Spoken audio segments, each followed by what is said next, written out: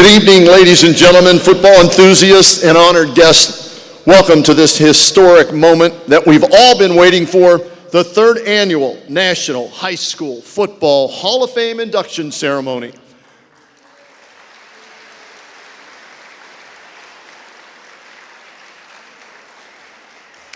My name is Kenny Rhoda. I'm honored to be your host here tonight. We would like to welcome our distinguished guests, public officials, our enshrinees, and their families.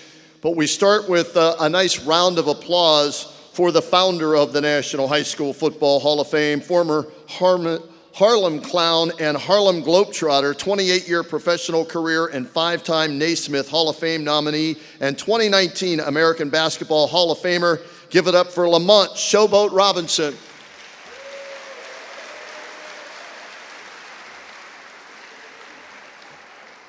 Lamont's great, but he doesn't work alone. He's put together a great team to help put on this special event. So let's give some love to the rest of the team, if you will. Our Chief Operating Officer, Russell Johnson, our Vice President, David Jingo, the Treasurer, R.J. Van Ullman, Executive Board members, Antonio Hall, Len Critchko, and Administrator David Brown. How about a nice round of applause for those gentlemen?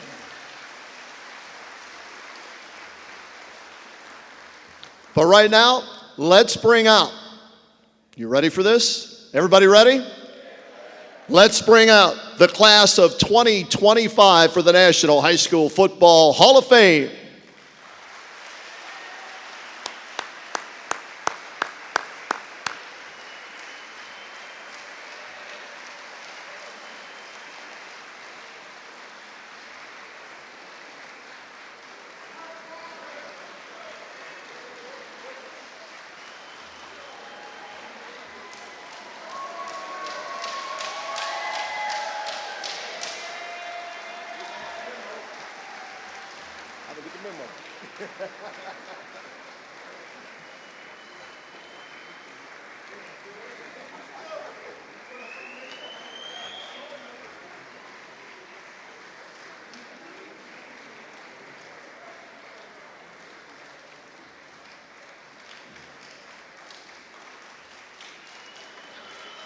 How about this class, huh?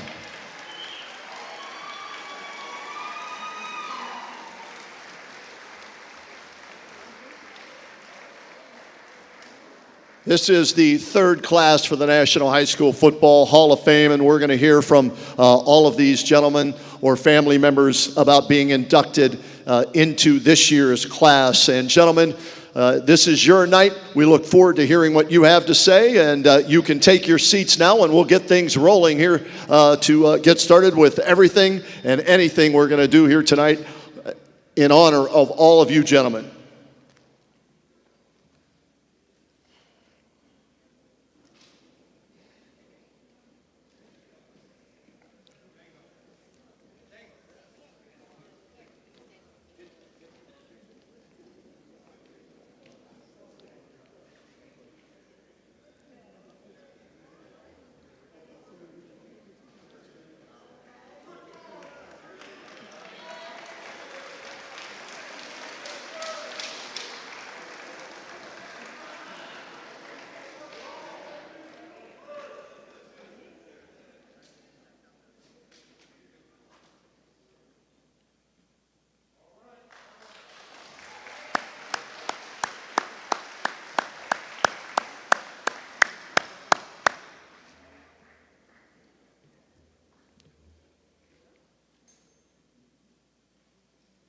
We've got the photos. All right, gentlemen, you can take your seats now, and we'll get started with the rest of the program here this evening. Just to pass along some information, if you want more information about the National High School Football Hall of Fame, you can check them out at nhsfootballhof.com. That is the website, and there's also an app you can download in your phone.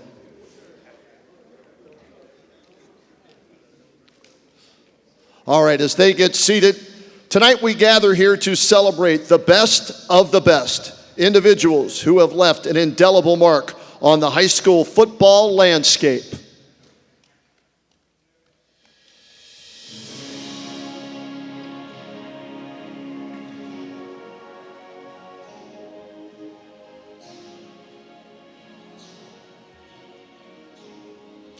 We will be presenting the National High School Football Hall of Fame honors to some extraordinary individuals who have shaped the game and touched the lives of countless athletes. First, we pay tribute to our remarkable honoree this evening.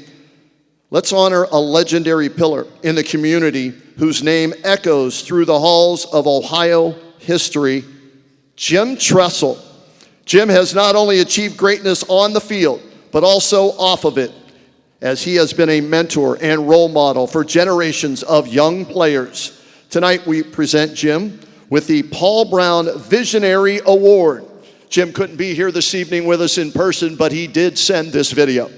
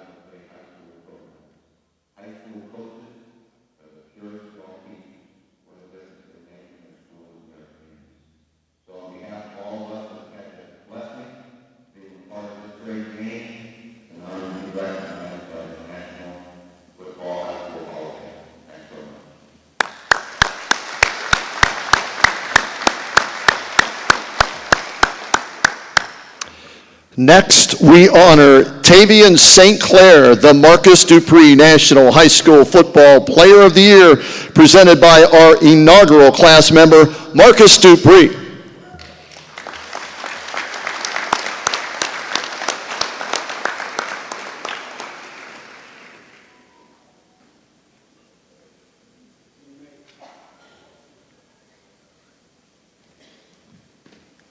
Hey, Lamont, we got breaking news. Where you at? I might have flipped him over to Oklahoma. No, I'm just playing. It's an honor to stand up here before you today and tonight and honor my man, Tavian St. Clair, for the Marcus Dupree 2025 Player of the Year Award.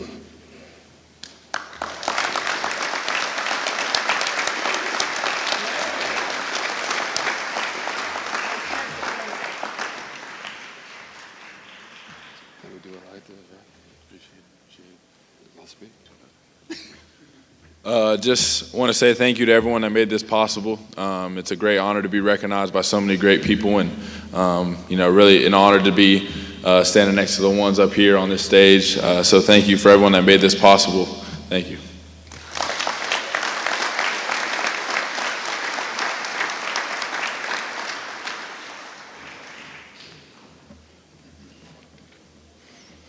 Also at this time, we would like to welcome and honor all of our past inductees to the National High School Football Hall of Fame who are here in the audience. So please stand up to be recognized, members of classes 1 and 2 for the National High School Football Hall of Fame. Some of them have their red jackets on. You'll see them.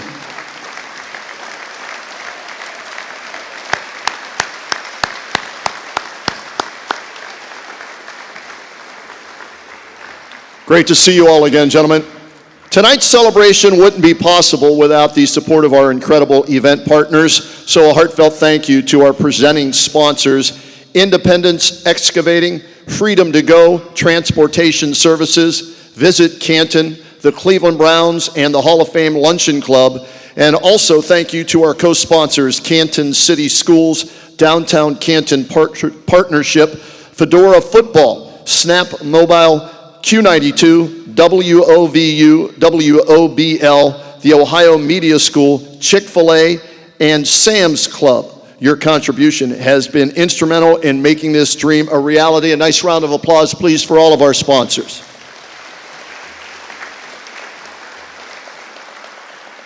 Now let me read our mission statement, which underscores the purpose and passion behind the National High School Football Hall of Fame Foundation.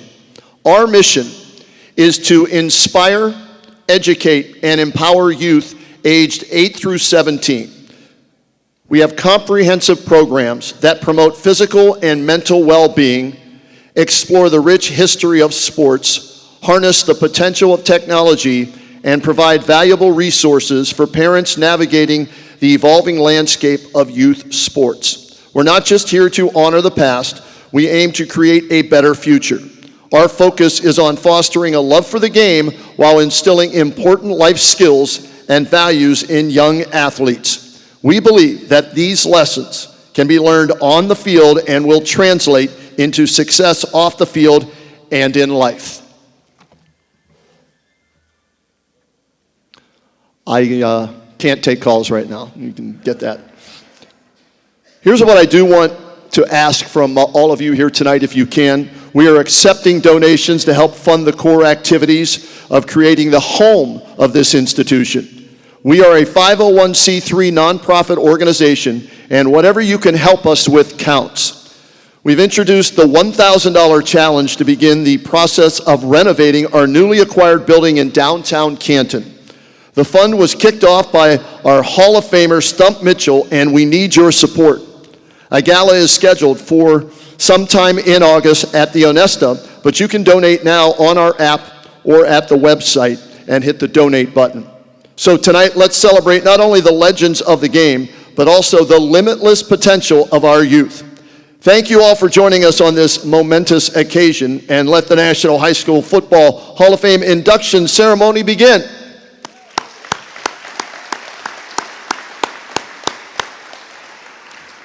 But before we start with this year's class, I want to bring up our Vice President, Dave Jengo, to say a few words. David?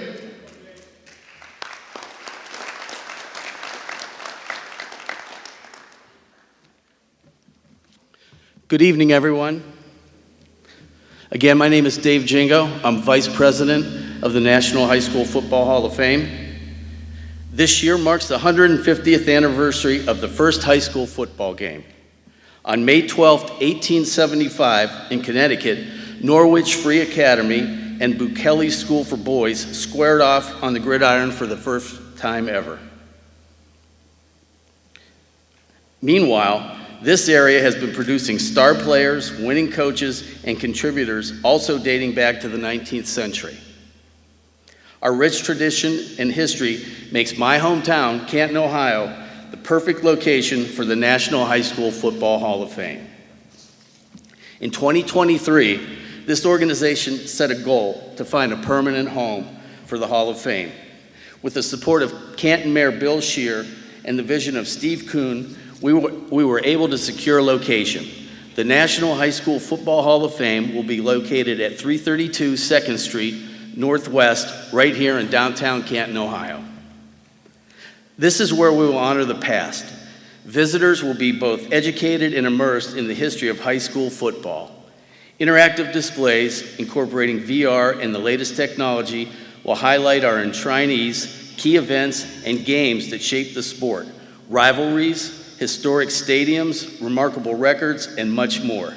Additionally, we will curate and store and display memorabilia, as well as digitize and archive high school football game film, photos, and other media. Our purpose is not only to celebrate the past, but also to promote the growth of the game and to ensure that it continues to thrive. High school football can teach young student athletes so many life lessons. How to work as a team, how to trust others, how to weather adversity, how to get up when you get knocked down, how perseverance, dedication, consistency, and selflessness lead to triumph.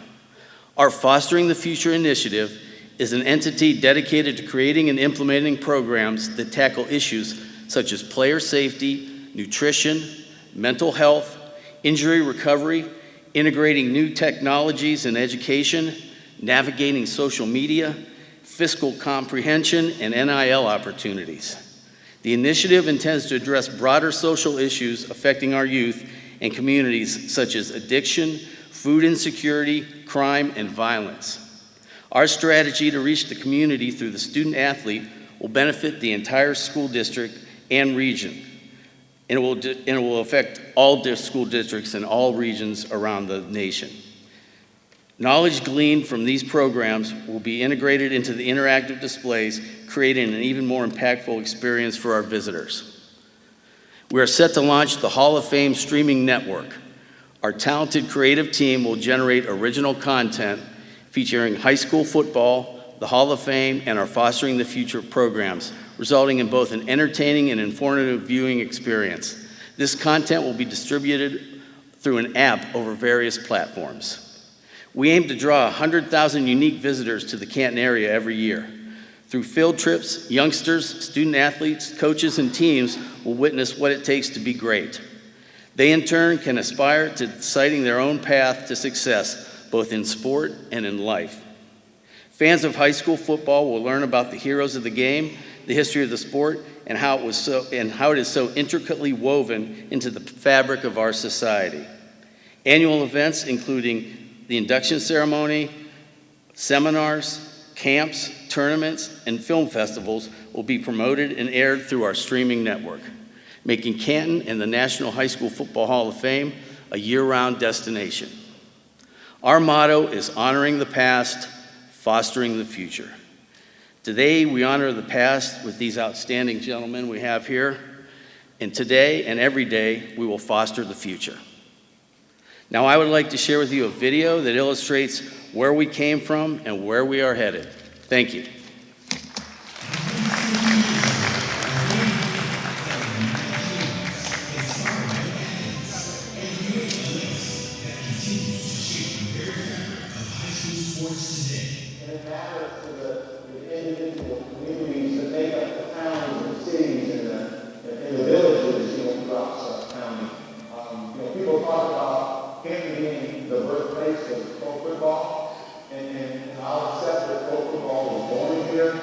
High school football lives here, and that's a huge difference, between where you were born and where you live. And it applies to it matters to people, not just the participants. It matters to the student body. It matters to the booster club. It matters to the communities and the parents and the grandparents. It's important. It matters.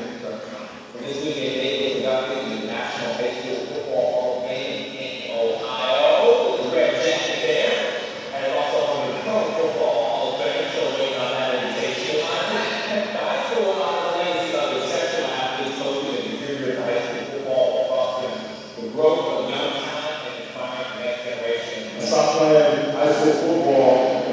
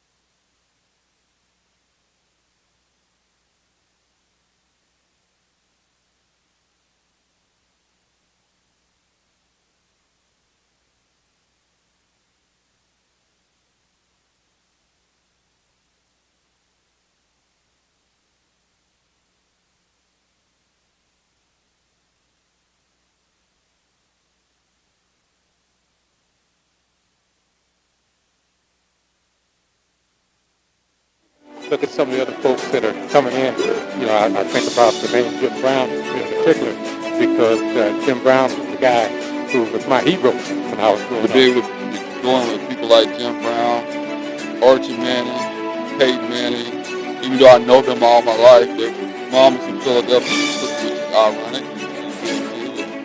And but just to be in the first class, there'll never be a first class. So that's most special to me, and being the first class of National High School Hall of Fame and being up here in Canton and being able to say, Mama, I made it. Canton. The City of Canton is very excited to welcome the National High School Football Hall of Fame to the heart of our downtown. This is going to be a huge economic impact, just not for the City of Canton, but the region as a whole. The amount of tourism and jobs that will be generated, but we also want to encourage our local businesses to support the High School Football Hall of Fame, just not for the economic impact, but for the mental health and nutritional programs that will be created that will help our youth and benefit all of our community as a whole. With your support, we aim to raise $5 million to restore and enhance our historic home in downtown Canton, Ohio. Located at 332 Northwest Street, this facility will be the cornerstone of the Hall of Fame, a place where history meets the future, where athletes of all levels find inspiration, and where communities come together to celebrate the spirit of high school football. Make your charitable donation today. Together, we can ensure that the next 150 years of high school football are even greater than the last. Thank you for being part of this journey. Let's make history together.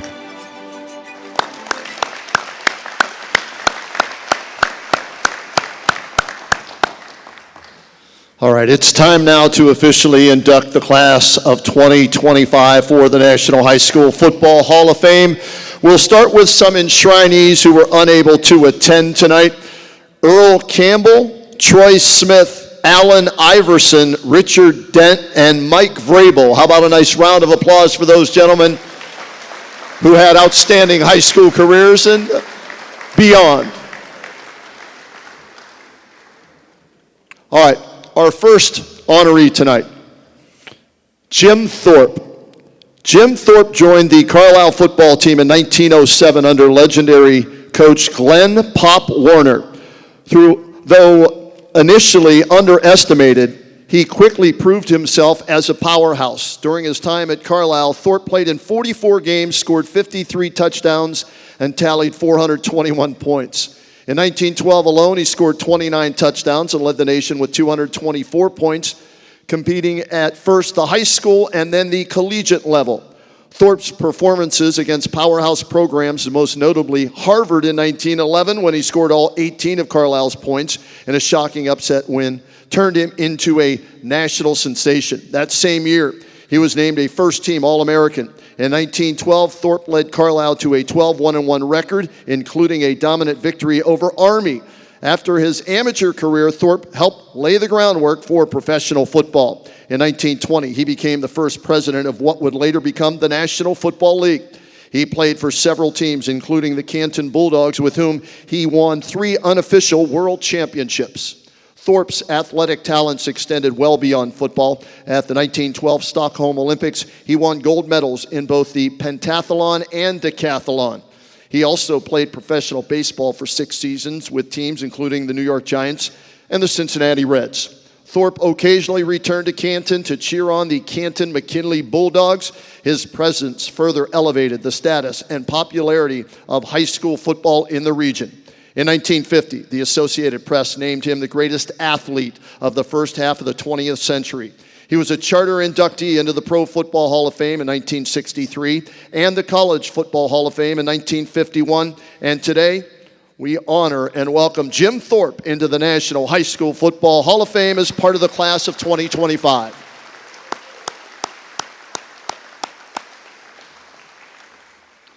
Next up, Bob Sebo, a 1954 graduate of Salem High School in Salem, Ohio, is a celebrated figure in athletics and philanthropy. In high school, Sebo excelled in football, track and field basketball, and the school band, earning 11 varsity letters. As a standout running back, he started every game from his sophomore through senior years under head coach Ben Barrett. Despite an injury, he amassed 420 yards and 194 yards in his senior season. Sebo also excelled in track and field, winning medals in the 100, the 220, and the 180 low hurdles. After high school, Sebo attended Bowling Green State University, earning a Bachelor of Science in Business Administration and later an honorary doctorate in 2013. Sebo's commitment to athletics and education is evident.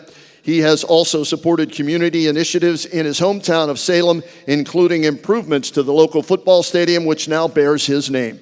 Join me in welcoming Bob Sebo into the National High School Football Hall of Fame as part of the class of 2025.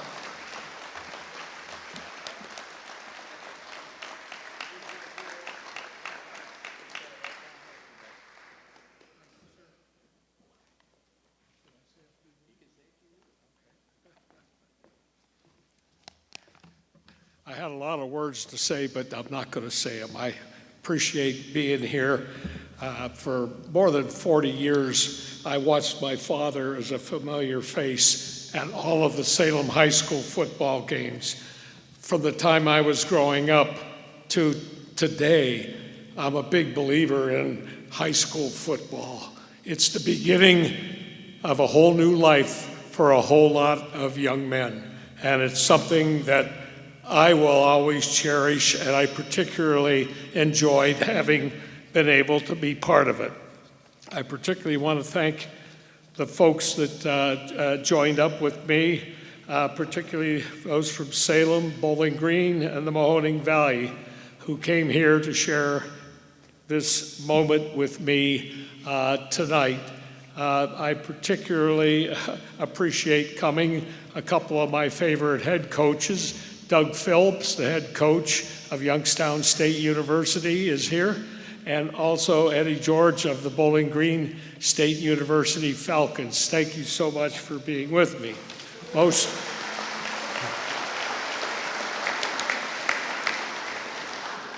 Most importantly, the most patient and understanding and loving person I know, my wife, Linda. Frankly, she deserves a Hall of Fame introduction of her own. Not just for putting up with me and all my football stories over the years, but also supporting my love of the game, as I still spend my Friday nights watching the Salem Quakers and Saturday, the Bowling Green State University Falcons and the Youngstown State Penguins. Thank you very much.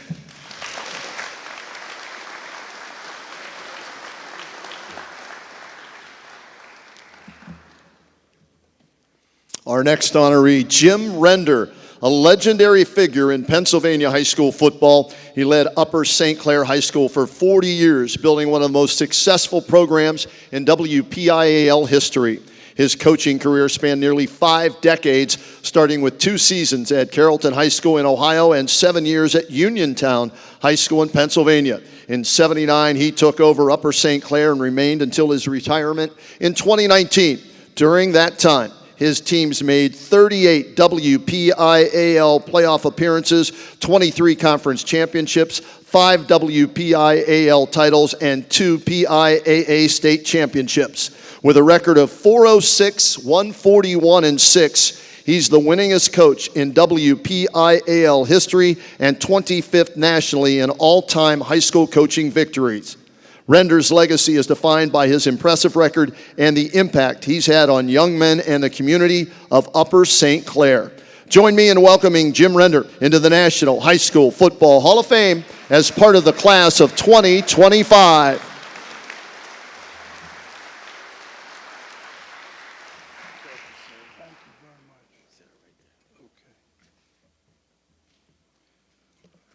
Thank you very much. First of all, I'd like to say congratulations to all the fellow people that I had the pleasure of being inducted with tonight. There's a lot of great talent on this stage, as you know. And speaking of talent, most of them are here because they were great players. And coaches don't make it to events like this unless we've had great players. And I'm very much aware of that. At Carrollton, Ohio, right south of here, I had a bunch of players, but One in particular got out of Altman Hospital right down the road and came to practice. He had shoulder or arm that was causing quite a lot of pain.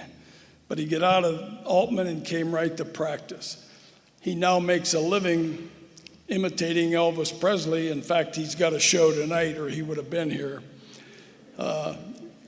For you Ohio State guys, he was mad because Woody didn't recruit him. He thought he should be Ohio State's fullback. And he went to Baldwin Wallace in both wrestling and football. And the quarterback on that Baldwin Wallace team was Jim Tressel. I had a player at Uniontown, Pennsylvania, by the name of Kevin McLee. Kevin was an African-American youngster who went to the University of Georgia and was the first African-American to be a captain in the Southeastern Conference. I went to Upper St. Clair, and I had a bevy of great players, one of which some of you will know by the name of Sean Lee, who was a captain for us at Upper St. Clair. He was a two-time captain at Penn State and a captain multiple years for the Dallas Cowboys. I point this stuff out because without those guys and a lot of players that were their teammates, old Jim wouldn't be here.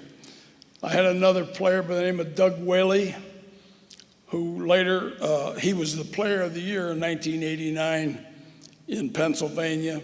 And again, player of the year, he drugged me along as coach of the year. And he later was the general manager of the Buffalo Bills. So I've had a lot of success because of great players. And I'm fully aware of that. I also have a great family, a wife, Pam, two sons, JT and Eric, who sacrificed a lot in their own personal growing up so that I could coach football and be out of the house a lot of hours. And of course, I had some wonderful assistant coaches. And I am fully aware of why I stand here, because I've had a lot of help in my support group. So thank you very much, Canton, and congrats again to all you guys. Thank you.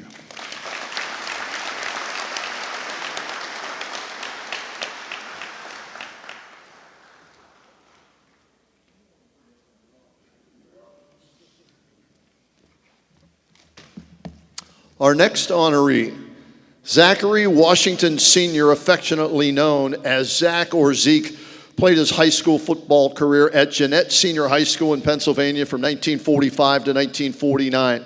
He excelled in basketball, baseball, and track, but football was his love. Zach started playing youth football in the 6th grade and continued playing until his military service interrupted his college career at the University of Wichita State. Zach was known to be lightning fast, accurate, and a brilliant ball handler. While playing running back and quarterback at Jeannette, Zach received numerous football awards, including first team WPIAL All-County honors. Zach's legacy and impact on Western Pennsylvania high school football have withstood the test of time. When his two sons, George and Zach Jr., played football at his alma mater 35 years later, many of his football records remained intact. Join me in welcoming Zachary Taylor Washington Sr. into the National High School Football Hall of Fame as part of the class of 2025. And to speak on his behalf, here's his son, Zach Washington Jr. Thank you.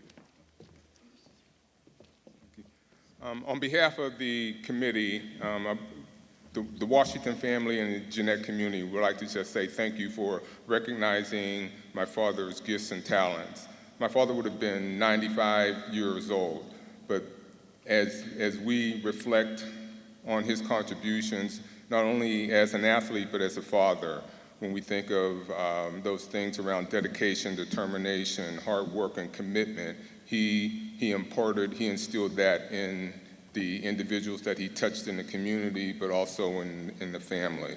So with this, we would just like to say thank you very much and look forward to more of the presentations. Yes.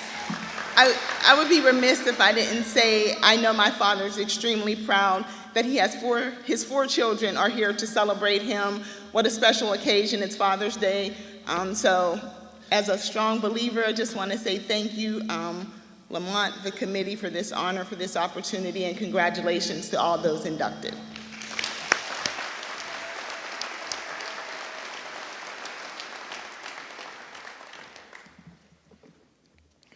Our next honoree, Andre Smith Sr., stepped onto the football field at John F. Kennedy High School in Cleveland, Ohio, and quickly began dominating opponents.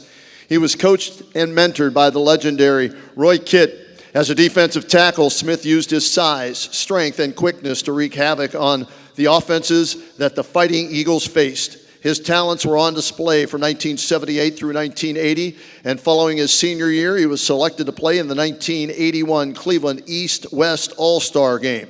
He earned a full scholarship to attend Central State University and was an integral part of the 1983 Division II National Champion Runners-Up team. Join me in welcoming Andre Smith Sr. into the National High School Football Hall of Fame as part of the class of 2025.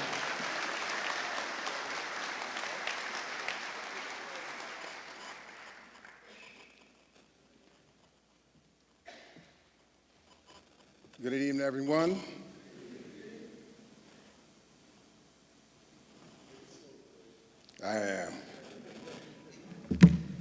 I'd like to give praise to my Lord and Savior. Without him, this would not be possible.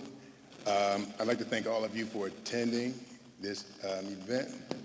Special shout out and appreciation thanks to Lamont Robinson, Russell Johnson, the selection committee. I can't go without saying I love you, and thanks to my parents, my siblings, my childhood buddies, friends, and I'd like to give a special thanks to my alma mater, Cleveland John F. Kennedy, my teammates, classmates, the administration. Without them, I wouldn't be here. Without any of them, I wouldn't be here. What high school football has done for me, you hear people say, without football, I would have probably went in a different direction in life. Football was everything to me. When I was a kid, my buddies and I would play in the sandlot. We played every weekend. We played, for every little seasonal event. We emulated our favorite athletes, and some of these guys, I hate to say it, as old as I am, are up here. And so with that saying is, when I got in high school, we were the first class in Cleveland to deal with the segregation and busing. So a lot of those kids I grew up with, being very familiar with, playing football with, got bused to John Marshall High School while I was 4.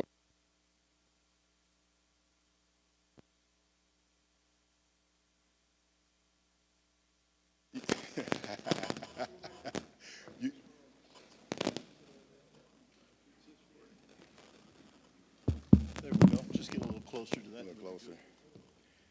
Yeah, and so when I think about the busing, how it took a lot of my teammates who I played junior high school ball with away, anybody that knows football knows that high school, college football, to get kids in, to learn your system is very difficult. And so when you lose all the guys you played, in the sandlot with junior high school, and they leave to go elsewhere and you're dealing with other players, it's a game changer, and it's hard to pull all that together, but you do it. You manage it because if you got a good coaching staff, they know how to pull it together. And, it was a, I'm still emotional about it because a lot of guys who went to John Marshall didn't play. So I had a lot of athletes who were really good, who I felt was exceptional. They just didn't play because they didn't want to have those long days. Whereas myself, I was fortunate enough to stay home, play at John F. Kennedy, and like I said, played in the All-Star game, and eventually went to college and got a degree. So what I want to say is, for the kids in the future, I mean, a lot of these guys are my age and a little older. They know when it was their heyday, how tough it was for, like I say, like basic book reports. You know, I had to go to the library and get books and stuff to do my reports. Typewriters and all the different stuff, how we've transitioned in life to computers. So for the kids of this future, you got everything at your advantage, at your fingertips. So if you don't utilize, I guess, AI, you know, you can learn positions, you can learn strategy schemes, you can look up this rich history of football and learn about players. If you don't have these kids take advantage of that, we're kind of at a loss. So what I would say is, hey, again, thank you for hearing me, and everybody have a blessed evening. And again, thank you, and I am honored to be among this class here. Thank you.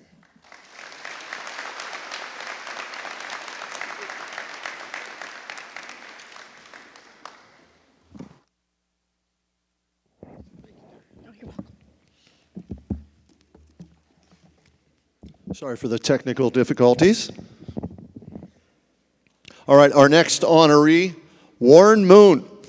Despite the rarity of such opportunities for African American athletes, Warren Moon was determined to play quarterback in high school, so he enrolled at Alexander Hamilton High School in Los Angeles, California, using a family friend's address. He fulfilled his dream, becoming the starting quarterback during his junior year and led the team to the city playoffs in his senior season.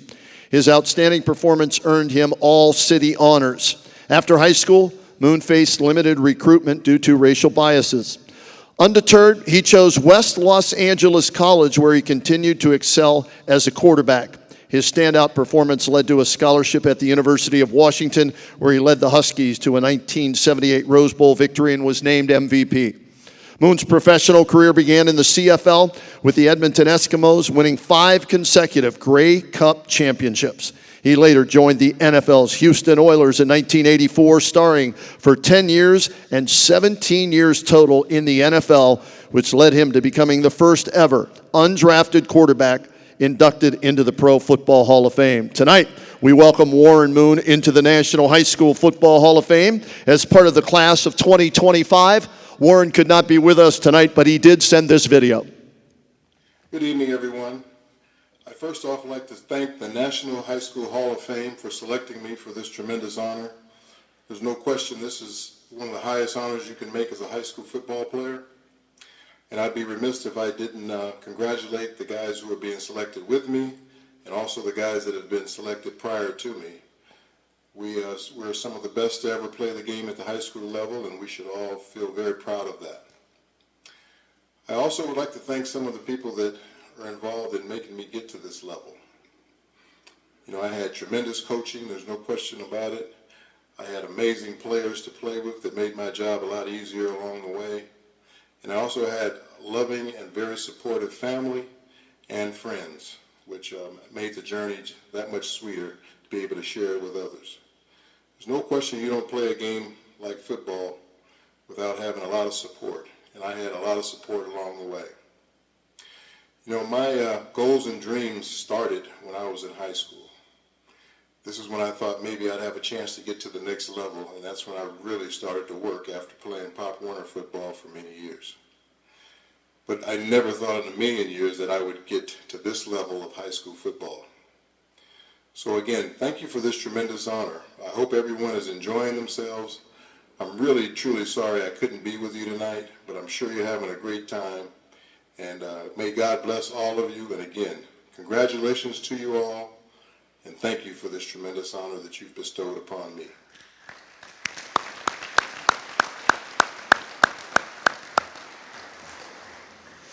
Our next honoree. Before Ben Harris built Alabama's dominant high school football dynasty, he was a standout quarterback at Alabama State University. He began coaching at Clayton High School in 1982 and later became an assistant coach at Baldwin County High School. In 1988, he took over Mattie T. Blunt High School, a struggling program overshadowed by rival Vigor High. Despite only 3 players attending his first spring practice, Harris led the Leopards to a win, an area title, and a playoff victory. He led them to 5 Class 5A state championships and finished as state runners-up 2 more times.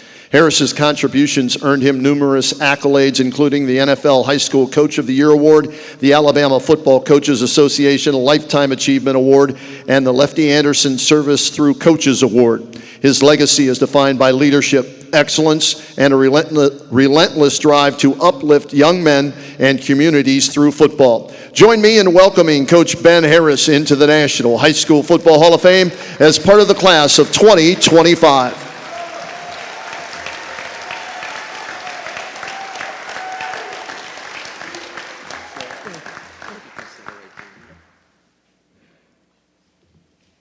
All right, first of all, I'd like to say it's a blessing to be here, and then it's a great honor to be inducted with these young men. And then I'd like to say that it was truly a blessing to come to Blount High School. I took the job on a Friday. Practice started that Monday. I only had 6 players. I had no idea that we was going to win the school first playoff game, and 3 years later, we was the state champion. And, it's all the credit to the Lord, and then to my coaches, to my players, and then especially to my wife and daughters, to my family. All of them came a long way to be here. Some of my former players here. One of my former players was the first running back ever to gain over 3,000 yards in one season in Alabama. And, then I coached many other great players, but it's an honor to see all of them do well after football. And then it's also an honor to see my church family here, Reverend Moore and his wife, and then some of my church members here. My nieces is here. My brother Sherman is here that finished college from Virginia State University, so he here. So I just want to thank everybody, and then I also thank this committee. Thank you.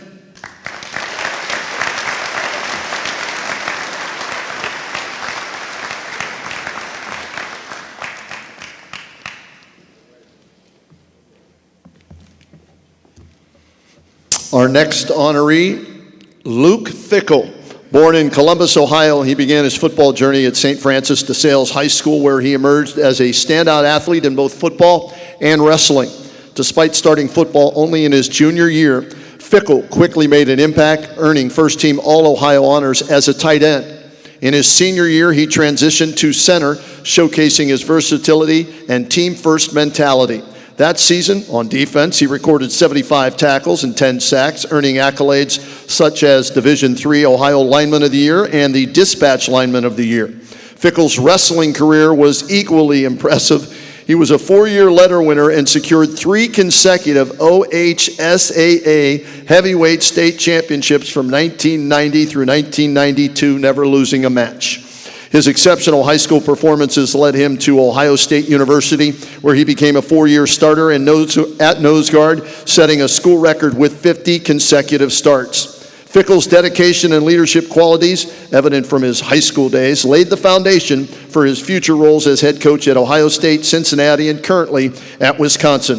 Join me in welcoming Luke Fickle into the National High School Football Hall of Fame as part of the class of 2025. And Luke could not be with us tonight, but he also sent this video. Good evening, I'm Luke Fickle, and I really apologize that I can't be there tonight. This is a really busy time, obviously, in college football, and doesn't allow for us to get away. But I want to make sure that I reiterate how grateful and how humbled I am to be a part of this Hall of Fame class.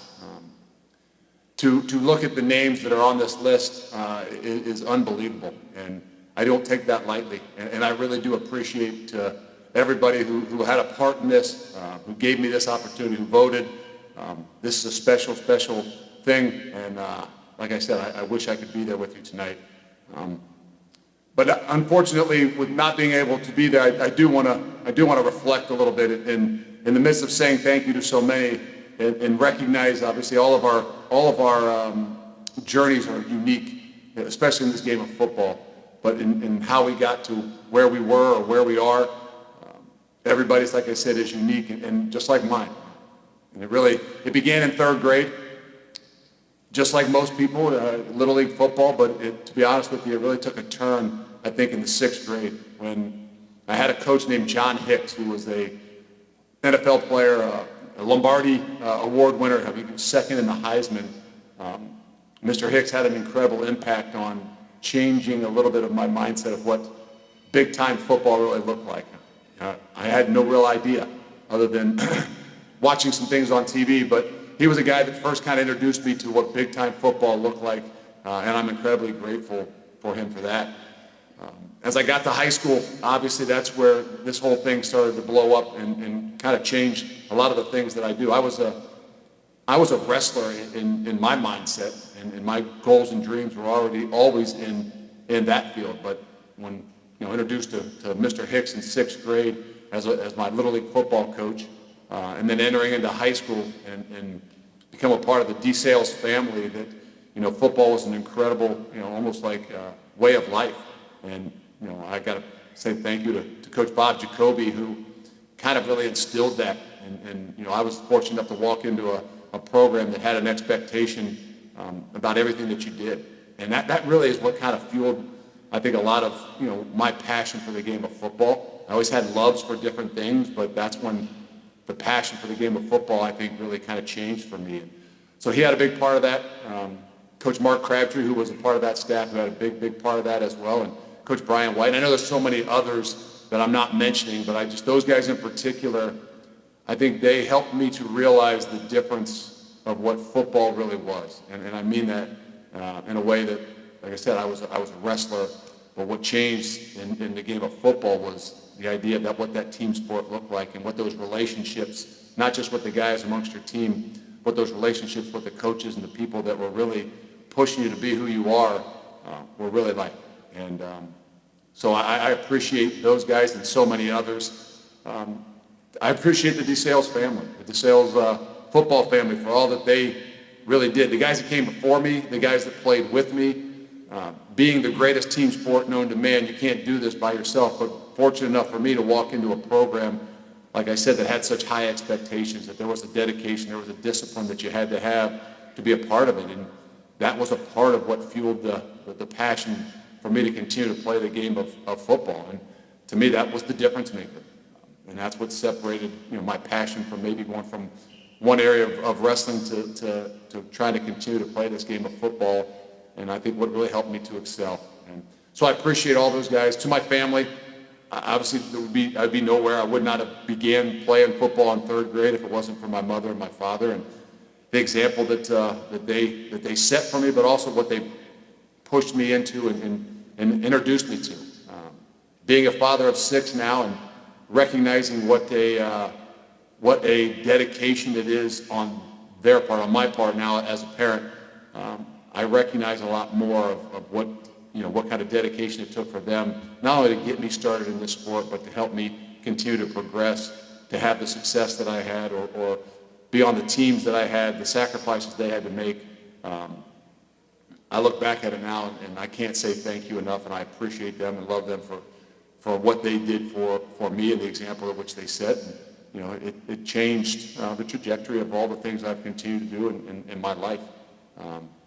And I guess I'd say in closing, I appreciate, again, this honor. I appreciate all the people that have been a part of this entire journey, obviously from grade school up through high school, and even the journey that I continue to be in this game of football. I appreciate all those people that have had an impact, and I only can hope that I can have a similar impact on the guys and the people that I deal with on an everyday basis, being a coach today.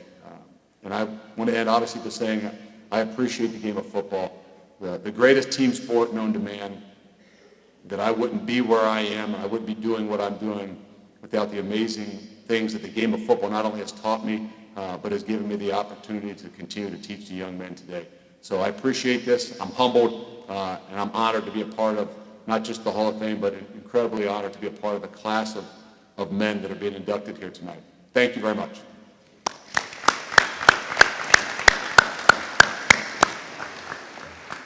All right, our next honoree, Andre Coleman, a former professional football player and current coach, hails from Hermitage, Pennsylvania. He began his football journey at Hickory High School, where he played as a wide receiver and return specialist. Coleman's contributions led Hickory's AAA state championship team and the 1989 Pennsylvania Player of the Year award from EasternPAFootball.com. Coleman continued his excellence at Kansas State, earning All-American and First Team All-Big 8 honors. This success led to his selection in the third round of the '94 NFL Draft by the Chargers. He played 5 seasons with San Diego, Seattle, and in Pittsburgh, and best known for his performance in Super Bowl 29, where he set several records. After retiring from football, Coleman transitioned into coaching, holding positions at Youngstown State, Kansas State, the University of Texas, and as an offensive assistant for the Washington Commanders. Join me in welcoming Andre Coleman into the National High School Football Hall of Fame as part of the class of 2025.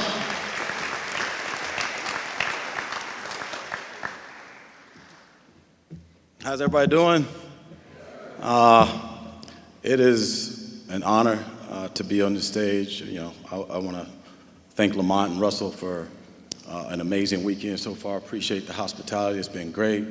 I want to congratulate the guys that I'm sharing the stage with. There's a lot of talented guys on this stage. So to be mentioned in the name, with some of these names is, it's incredible. I was in the back and I asked, I was like, hey, I saw a guy that I recognized his face, but I didn't know his name. And I asked him what his name was. He said Marcus Dupree. I was like, whoa. I remember watching him, when I was a aspiring player. I'm sharing the stage with Eric Metcalf. I played with Matt and with the Chargers. He doesn't know this, but the reason I switched to number 2 was because of him. He was the deuce. He was smooth the way he ran that ball. So it's great to be on the stage with these guys. I want to thank my family, my mom, Dolores Coleman, my grandmother, Sally Harris, who are in heaven. But I know they're looking down, and I hope I made you proud. I want to thank Bill Rupnick, who thank you for showing me what a man is supposed to be, for being a father figure to me. I'm forever indebted to you. Thank you so much. I love you, and happy Father's Day. I want to thank my high school coach, Guy Gibbs, for, I guess, seeing something in me and giving me the opportunity to come back to Hickory and, have some success. I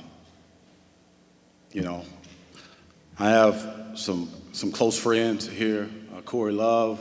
I appreciate your brother those nights where we just have to get on the phone and chop it up. That means a lot to me and for me to continue on this journey that I'm on. And my best memory in football, I've been fortunate enough to have some success and see a lot of things. But my best memory, and it's funny because the guy in the back did the interview, asked me this question. My best memory is winning the high school state championship. And part of that journey was we played Charlie Batch. And I think it was the state semifinals, and Steel Valley was just an unbelievable team. And like me and my buddies, we still talk about that to this day. So to share the stage with him, and we kind of talked about that in the back. The fact that he even remembered said a lot to me. But to get this honor, I'm lost for words. I'm literally living the dream. And so thank you to the committee. Thank you to these guys on stage. And thank you guys for showing up. I appreciate it.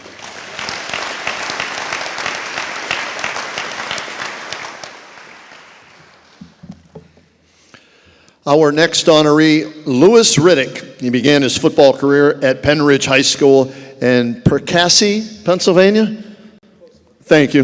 A versatile athlete, he excelled as a running back and defensive back, earning All-American honors from both Parade and USA Today during his senior year. His standout performances included scoring 2 TDs in the 1986 Penn Ridge Quakertown Thanksgiving Day Football Classic, leading his team to a 21-6 victory. Beyond the gridiron, Riddick was also a letterman in track and field, showcasing his athleticism across multiple disciplines. His high school achievements paved the way for a college career at the University of Pittsburgh, where he continued to shine as a 4-year letterman and team captain. Riddick's early dedication and talent laid the foundation for his subsequent roles as an NFL player, front office executive, and respected ESPN analyst. Join me in welcoming Louis Riddick into the National High School Football Hall of Fame as part of the class of 2025.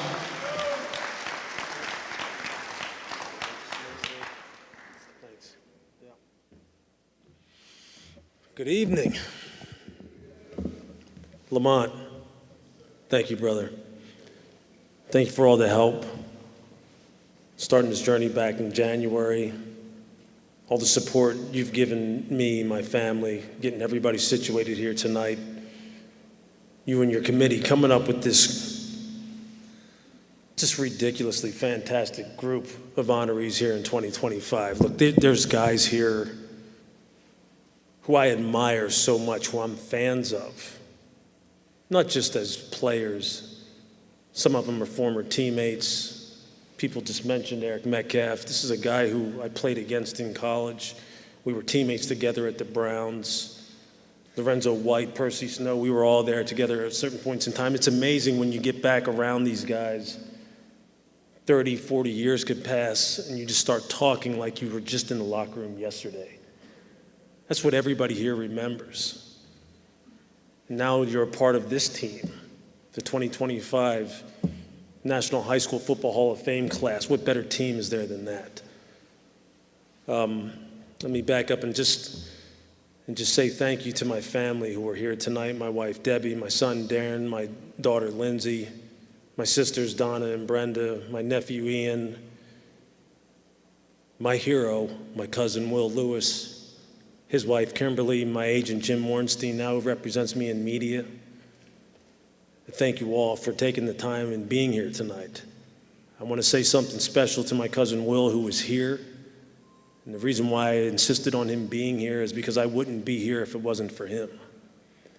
As a youngster growing up in southeastern Pennsylvania, he was the first in our family to make it to the professional level as an undrafted free agent out of Millersville University in central Pennsylvania in 1980 with the Seattle Seahawks. Every time he came back home, he always had time for me. He always listened to me. He always spent time with me. He always encouraged me. He always had time. Every time I saw him, I would ask him, do you think I'll be good enough? Do you think I'll be good enough? Do you think I'll be good enough? And he always was so reassuring and positive, and he's had an impact on my life at every single stage, including this one here. And I told him I wanted to thank him for that. I owe you more than I can ever tell you. It's funny the journey that all of us have been on and where it all starts. Going back to our Pop Warner and high school football days, since this is what this is about, the National High School Football Hall of Fame. High school is where you really do set the foundation for who you're going to be, not just as a football player, but as an individual. And it's in high school that you'll find out, why am I playing the game? And for me, it was simply because I loved everything about football. Everything. It's all I cared about. I was a great student. I could have went to school on a academic scholarship, but I loved everything about football, and it's all I cared about. It's all I wanted to be, was a football player, like my cousin, like my brother who played 10 years for the Buffalo Bills, like my other cousin Will's brother Tim Lewis, who was the 11th overall pick of the first round in 1983 by the Green Bay Packers. I just wanted to be like them. I wanted to be a football player. And in high school, it was just all about those Friday nights, the wet grass, the bands, the smell of the concession stands, running out and breaking through the paper that the cheerleaders were holding, hearing the band, looking for your mom and dad, looking for your girlfriend, looking at all the kids circling the stands and just not even paying attention to the game, but they were there at the game. I remember it because I used to go to those games when I was a kid, and I used to run around too.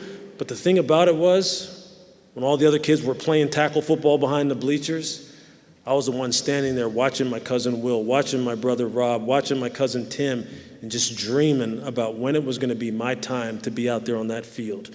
And what eventually would it lead to? What could it lead to?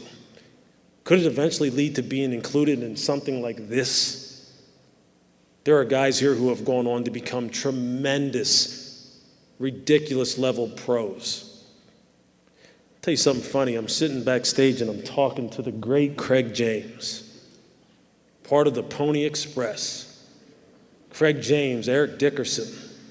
You know, when I was in high school, I wrote a letter to the Los Angeles Rams asking for an autographed picture of Eric Dickerson. And I tacked it onto my wall. I even bought those ridiculous rec specs from the sporting goods store to try and emulate Eric Dickerson, and almost broke my damn nose because they didn't fit right. But I wanted to be Eric Dickerson. I've told Craig, I remember watching the Cotton Bowl in 1983, him and Eric and Lance McElhaney going up against my beloved Pitt Panthers. That's what this is all about, that brotherhood, these shared experiences. And to be able to talk about it in this kind of forum, it's just mind-boggling to me. And it's something I'll never forget. I don't care if it's the Pro Football Hall of Fame, College Football Hall of Fame, National High School Hall of Fame, your Hall of Fame at your local high school. This really means something, because I think what we all are and what we all value is being part of a teams. And that's probably why we all gravitated towards football. The brotherhood is strong. It's real. I feel it. Being amongst these guys, and I don't even know half of them, but I can still feel it. And it's why working at ESPN now and being able to go out and cover teams and talk to players and talk to coaches, I'm going to retire doing that because I don't want to do anything else. I just want to be a part of a team. And that's what it's all about.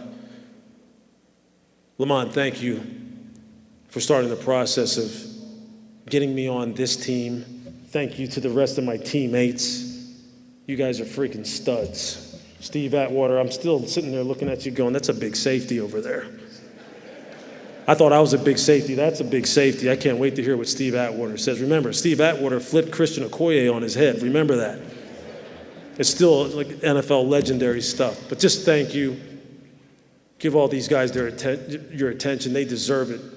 I'm fans of all of them. Thank all of you for being here. And thank you for giving me some time to talk to you tonight. Thanks.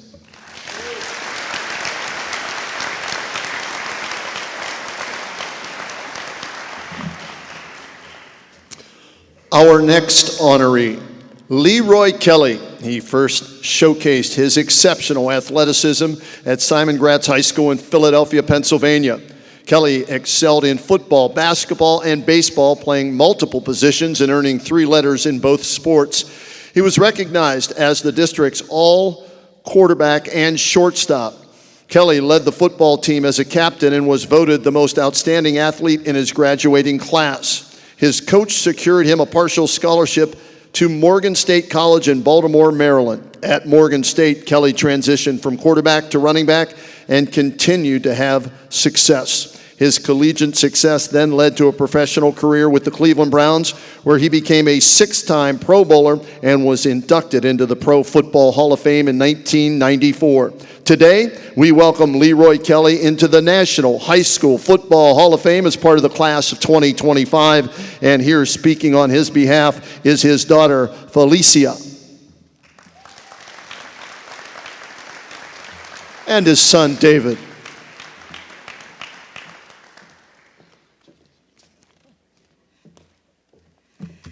Grateful day and good evening. I'm Felicia Kelly and David Kelly, my brother, and Leroy Kelly is our dad. And it is truly an honor to stand here tonight on behalf of my dad to accept his high school Hall of Fame red jacket and trophy. Thank you guys for being here. This is truly an honor. Let me begin by thanking my Lord and Savior, Jesus Christ, for all his coverings over my life. I would also like to thank my dad for allowing me to speak on his behalf tonight. A huge thank you goes out to Mr. Lamont Robinson. Thank you so much to the committee who voted my dad in. Thank you so much for this wonderful opportunity. Congratulations to all the inductees here tonight. Mr. Riddick, you're a hard act to follow. Where are you? Yeah, hard act to follow, but I'll try. Congratulations again. You all are now enshrined into the history of this great game we call football. So congratulations.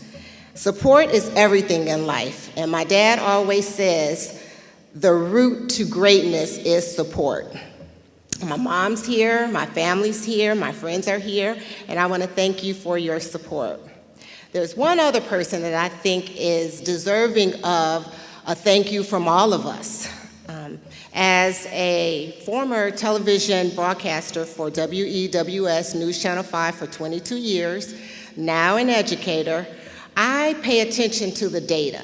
And the data and statistics show that not everyone that plays a sport will make it to the pinnacle of success, Hall of Fame level, like our dad, Leroy Kelly. But now we have the National High School Football Hall of Fame. And it's so wonderful to know that students that play the game of football now can be recognized on a national level for playing high school football on Friday nights under the lights. So I think we all should give a round of applause to the man that made this possible, Mr. Lamont Robinson.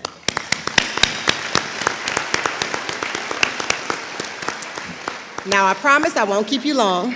Well, that would be a different story if David was on the mic, because David was a former radio, operative word is talk radio, host for WTAM for many, many years, and he's a talker. So you all might have been here until tomorrow if he was on the mic. So, and another with my cousin, Argie, who is here from Philadelphia, where my dad is from. She's a clinical psychologist, and what do psychologists do? They talk and talk and talk, but my dad and I, not so much, so I will try not to keep you long. Tonight we celebrate not just athletes and coaches, but legacies, stories written in sweat, sacrifice under the lights on Friday night, and there's no legend more worthy of this honor than my dad, Leroy Kelly. Now, most of you know Leroy Kelly for what he achieved beyond the high school field. But before he wore the gold jacket right here in Canton, Ohio, where he earned a permanent place in the Pro Football Hall of Fame, before my dad wore number 44, and what team did he play for? What team? The Cleveland Browns, yes, where he rushed for over 7,000 yards, earning 6 Pro Bowl selections, leading the league in rushing touchdowns for 3 straight seasons, before he dominated the field at Morgan State University, where he proved to be the most electrifying player in college football. Let's look back to where it all started, before the headlines, before the history books. Let's go back to the young man that first strapped his helmet on and showed the world what heart, hustle, and pure talent looks like. Before he was Mr. Hall of Fame Gold Jacket, he took his talents to a high school in Philadelphia. It is called Simon Grant's, and they were the Eagles. And he said that he was a young man with a football in his hand, and he just loved the sport of football. He also did tell me that he used to cut school on rainy days to go fishing because he loved to fish. But then once he started playing football, he knew the importance of being in school and being on that practice field, so then all that stopped. My dad also told me that high school football is where he learned the meaning of discipline, teamwork, and dedication. My dad says he wore his high school jersey, number 31, with pride, and he played every down like it mattered, because to him it did. It wasn't just chasing victories. He was setting standards. He wasn't just scoring touchdowns, but he was earning the respect of everyone who had the privilege of watching him play. He also told me that high school football is about more than X's and O's. It's where you learn to lead, to fight through adversity, pushing through when you're tired, getting up when you've been knocked down, and lifting others as you climb. These lessons just don't fade with time. They become the foundation of everything that follows.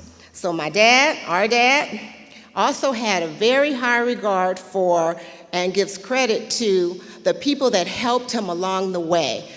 He really appreciated the help that his head coach in high school, Coach D, gave him. He advocated for our dad.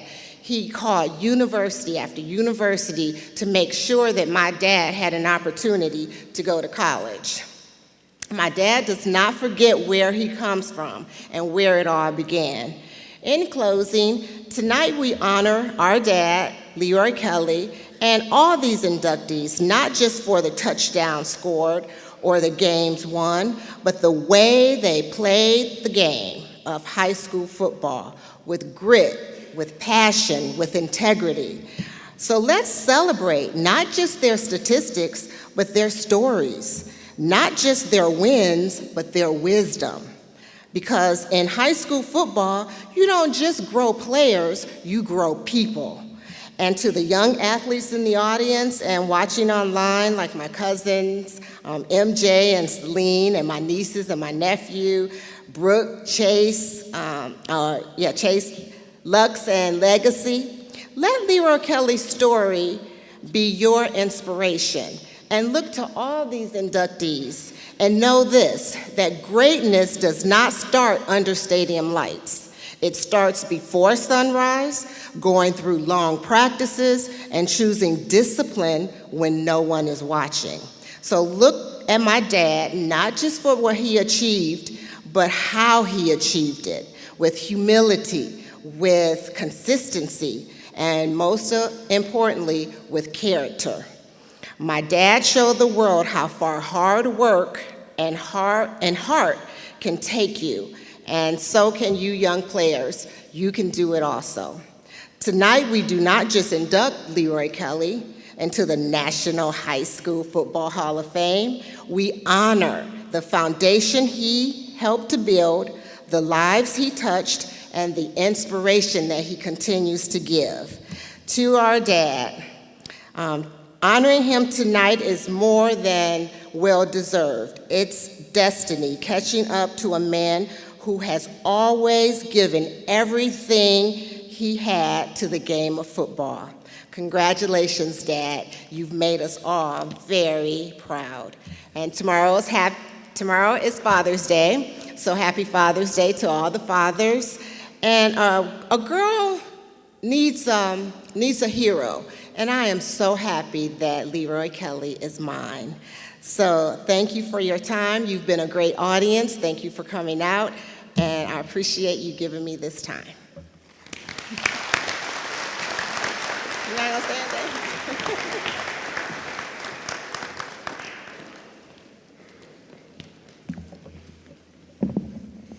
Our next honoree is Mickey Sullivan, a revered figure in Virginia high school football.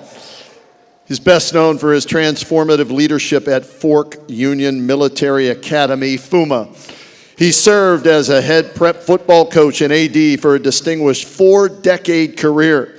Sullivan graduated from FUMA in 1967 and attended East Tennessee State University on a football scholarship, but he returned to FUMA in 1975, initially serving in various coaching roles. After a brief hiatus, he resumed as head prep football coach, compiling a record of 200, 118, and 3, winning 8 Virginia Independent Schools Athletic Association state championships, and was named Coach of the Year 9 times. Sullivan also played a pivotal role in founding the Virginia Independent School Football Association, which later integrated into the VISAA. In 2022, former NFL running back and Heisman Trophy winner and Hall of Fame inductee here, Eddie George, a FUMA alumnus, established the H.M. Sullivan Chair of Excellence for Prep Football to honor his enduring impact. Join me in welcoming Mickey Sullivan into the National High School Football Hall of Fame as part of the class for 2025.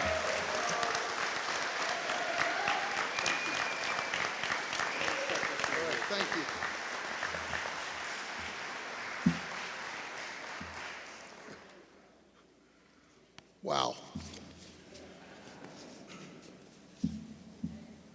Thank you to the selection committee for this unbelievable honor. For you that don't know anything about Fork Union Military Academy, when you go home, get the state map of Virginia and put your finger in the exact middle of the state, and you'll find a little place called Fork Union, Virginia. It's an all-boys boarding school of about 550 boys. Our stadium held about 500. For me to be here, to be on this dais with these people, guys, I used to read about you when I was coaching in the old USA Today sports section about the different states when you all were playing high school football. So I know about a lot of you. I'm from West Virginia, so I know about you, Tim.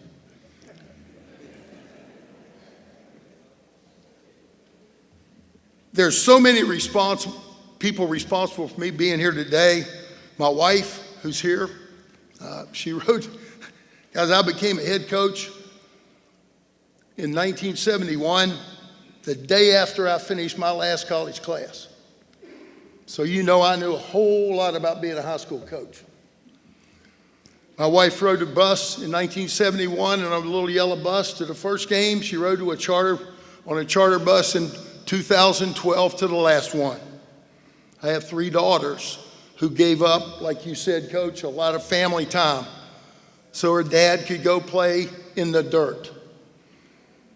Coaches, I was lucky. At Fork Union, I had 3 gentlemen, Mike Donahue, Jim Haslett, and Mike Hooper, who coached with me for over 20 years. A lot of great assistants. Other coaches at Fork Union, John Schumann, who was my person to go to whenever I couldn't figure out how to block a front. Fred Hardy, who was the track coach, who helped us start our little Southeastern Conference football track team. Guys, I was blessed to be able to do what I wanted to do, where I wanted to do it, and be successful at what I did. The good Lord blessed me with more blessings than could ever be talked about tonight. I was able to be the head coach of the high school I graduated from, work for my high school coaches when I first started, which was an unbelievable education. But once again, gentlemen, it is very much an honor to be included with you all in this group. And in closing, I want to thank everyone who's responsible for me being here today. One of the things I'm going to do, and I'm going to say, in coaching on the high school level, I have always believed it was not about the wins and losses in the newspaper and on the field that indicated our success. There are a lot of great high school coaches that nobody knows about because they haven't won a lot of games. I'm here because I had great players and great coaches and was able to win. I'm going to do something, and guys, behave yourself. There's a bunch of guys that drove from Colorado, from Tennessee, from all over the country to come here today. A few of them I have not seen since they graduated from high school. Would all my former players and coaches please stand up for just a minute?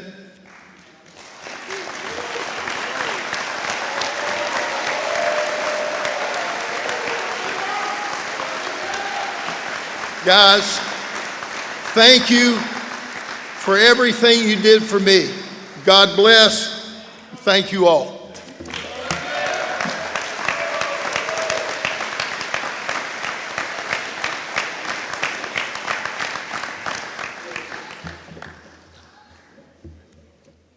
Our next honoree, Donnell Thompson, excelled as a standout football player at Lumberton High School in the 1970s. He earned All-Conference, All-State, and Adidas High School All-American honors as a defensive end and fullback. His performance led him to the Shrine Bowl of the Carolinas in 1976. Thompson's success continued at the University of North Carolina at Chapel Hill, where he played on the Tar Heels' formidable defensive line with future Hall of Famer Lawrence Taylor. In the 1981 NFL Draft, Thompson was selected 18th overall by the Baltimore Colts, and he played his entire 11-year professional career with the Colts. After retiring, he remained connected to his hometown, supporting Lumberton High School's football program by providing meals for players after games. Join me in welcoming Donnell Thompson into the National High School Football Hall of Fame as part of the class of 2025.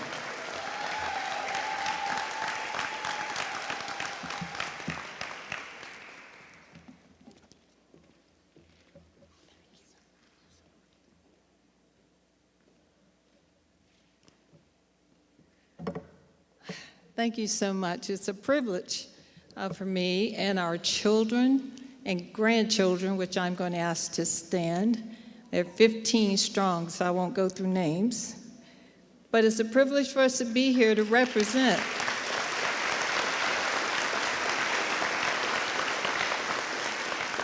the man we loved and supported and who supported us over the years, Larry Donnell Thompson. Of course, he never used the name Larry.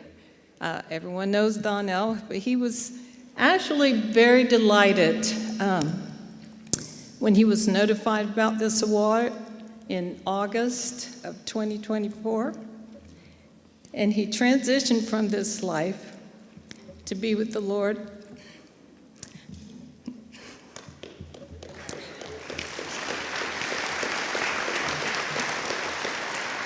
On September 17, 2024. It was shocking for our family. We're still recovering, but we're good. Donnell was a leader. He was built for the game of football. At the age of 16, this guy was 6'5", weighed 185 pounds, and wore a size 16 shoe. And if you can imagine, he had 3 other brothers, and they all had similar builds. His mother, you know, you have to give her praise for what all she did to try to get them fed. But he was committed to the game. He had the abilities and the training which served him well as he moved on to the University of North Carolina to play football. He was affectionately called Foots, had a very successful career there, and he served over a decade in the NFL, primarily with the Colts in Baltimore, then to Indianapolis. He loved the game. He was a leader. He's called Captain.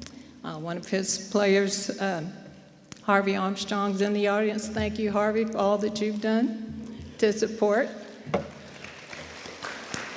And we want to thank the National High School Football Association for acknowledging his accomplishments. It's an honor for us to receive this award on his behalf. And I'm very grateful, I'm very thankful.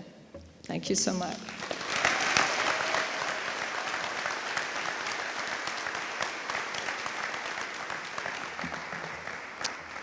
Thank you, Deborah.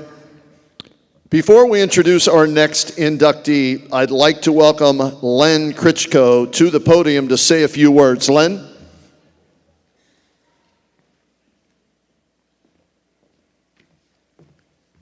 Good evening, everyone. It's a great honor to be here tonight, but most importantly, to honor these great guys that are sitting behind me. Tonight, as you've heard a couple of times about the new facility that they've acquired in downtown Canton. And Russell, I don't know if you could put that graphic up again of the new home of the National High School Football Hall of Fame. But it's going to take a lot in the future to open the facility the way the organization really wants to open it, and to honor 150 years of football. We want to open it as a first-class operation. To do that, we need to raise $5 million. And I think you've heard it time and time again about the $5 million. This fall, They're going to kick it off on August 12th. Everyone should have received a flyer in your program.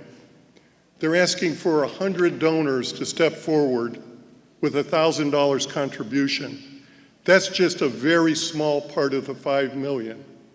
To raise $5 million, it's going to come from a group of people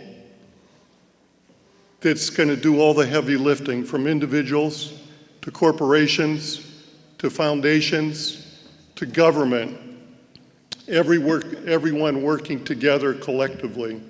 I could tell you on a daily, weekly, monthly basis that Lamont and I talk about fundraising all the time. But all of you sitting in this audience understand the greatness of high school football. 150 years, it's the next 150 years. But to honor these gentlemen that are sitting behind us, and for those that have passed on, their tradition has to live. And to have that tradition live with the legacy of football, we would really like a first-class facility.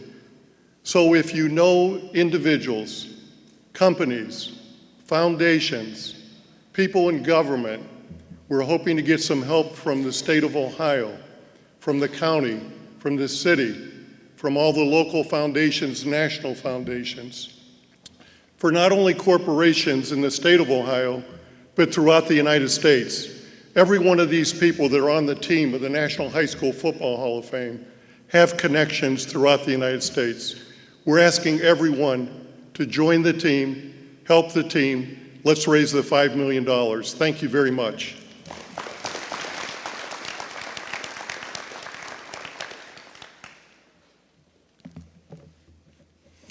Our next honoree, Virgil Walker, is a distinguished alumnus of the highly acclaimed East Technical High School in Cleveland, Ohio, where he was a standout football player from 1971 through 1973. Under the leadership of head coach Edward Merchant, a protege of the legendary Ara Parseghian of Notre Dame, Walker developed into a formidable force on the gridiron. Playing offensive tackle and defensive tackle, as well as nose tackle, Walker was known for his power, versatility, and leadership on the field. His senior year was particularly exceptional, earning him several honors that recognized his dominance on defense. He was named the team's most valuable defensive lineman and was selected to the Colin Post All-Scholastic All-Star team. Walker received a scholarship to continue his education and football career at Kentucky State University. Walker's high school legacy remains a proud part of East Tech's storied athletic history, and his achievements continue to inspire future generations of student athletes. Join me in welcoming Virgil Walker into the National High School Football Hall of Fame as part of the class of 2025.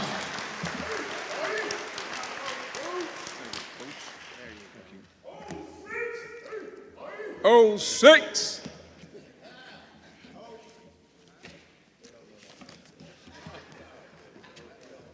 First thing I would like to say, that I'm so proud to be here. I want to thank this great organization for selecting me, Lamont, and all that made this possible. I would like to say that I am so thankful for my Lord Jesus Christ for dying so that I may live and live abundantly.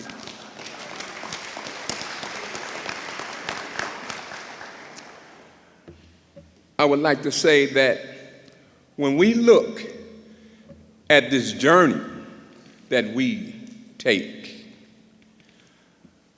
the doors that are open for us, we didn't open. There are people that has come before us that has made all of this possible. So I would like to thank those that we have not seen, but they are there for making this possible.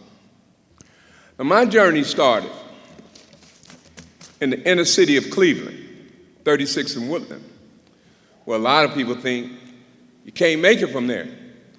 But there's no such thing as can't. When you have faith, when you have love. Love can move a mountain, but you must have faith. Now, in my life, There's many people, but in particular, there's a woman by the name of Josephine Walker. Barbara Jean Walker. My father died when I was a year old. But those two ladies became my first football coach. They made me responsible. They didn't mind beating the hell out of me. I know they can go to jail for that now, but they would say, the hell with jail. You're getting beat. Well, what I found out was that it saved me. It saved me from everything that was around me. Had a curfew, had to come in. Had this, had to go to church. But it made me responsible. Made me learn about Jesus Christ. Made me learn about other things other than Jesus Christ that was wrong. So with that, I took this with me in life. When I went to East Technical High School, home of champions. Yes, it was a home of champions, it was a home of basketball champions. But every basketball played football. Every basketball player played football. But I had a coach by the name of Ed Merchant. Ed Merchant played at Miami of Ohio. I had a coach by the name of Ike Smith. He played at Northwestern under Air Parsegian. I had a coach by the name of Greg Knackley, played at Ball and Wallace. I had a coach by the name of Coach Rav Chabert, played at St. Francis. These were the most disciplined men, but the thing about these coaches that they must have saw something in me because they loved me and they made me work. And in making me work, it paid off. Now, on down the line, I have another coach that's the woman of my life, and that's my wife. With my wife, Audrey, she gave me two beautiful children, Virgil and Alexandria. Also, I have a niece that is so beautiful, Angel. She's my other daughter. This is the foundation here. And from this foundation, all I see is love. And they taught me how to give love. Now, I'm gonna make this short. One thing that I have learned from all of these people is to have faith. I'm gonna go as far as faith. Faith, F, the followers of Jesus Christ. The A stands for the positive action that you have to have in moving towards Christ. The I stands for the inner strength that you will develop. The T stands for the togetherness and the truth that you will see in your life while moving towards Christ. And the H stands for the honor that will be bestowed upon you when you find Christ. Remember, when you find Christ, you are representing the strongest power in the world. So don't fail him. I won't. Thank you.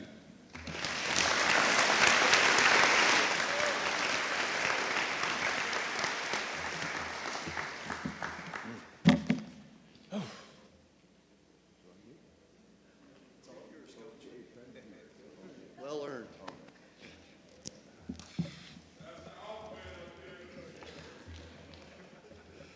Our next honoree, Ray Lewis, one of the most feared and respected linebackers in NFL history.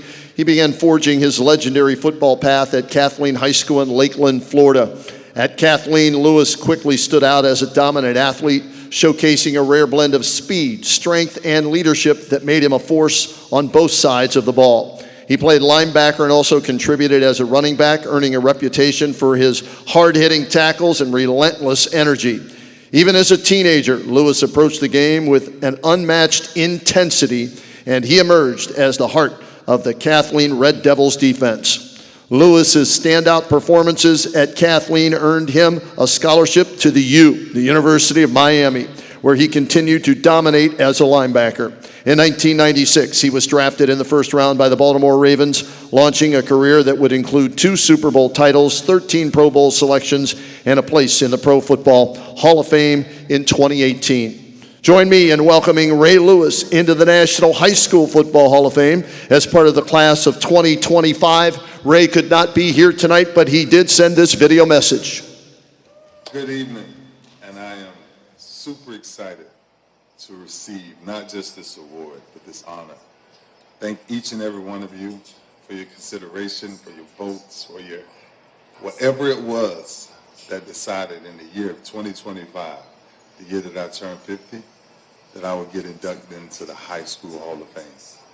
I remember the day I lost my last high school game and I dropped on my knees and I had no scholarship offers whatsoever. And I was crying so hard that I asked God, do I have to go this route? And I didn't know what this route was, but I knew that every time I showed up to work, the bottom line, the only thing that mattered was my effort, that I would give it every time, over and over and over. I didn't understand what being tired meant, but now I understand what receiving this means. National High School Football Hall of Fame Class 2025. That name it says on it is Ray Lewis. I'm going to leave you with this. To whom much is given, much is required. No matter how hard the journey may be, getting up every day is worth it. Thank you, each and every one of you. If tomorrow wasn't promised, what will you do for today? God bless you.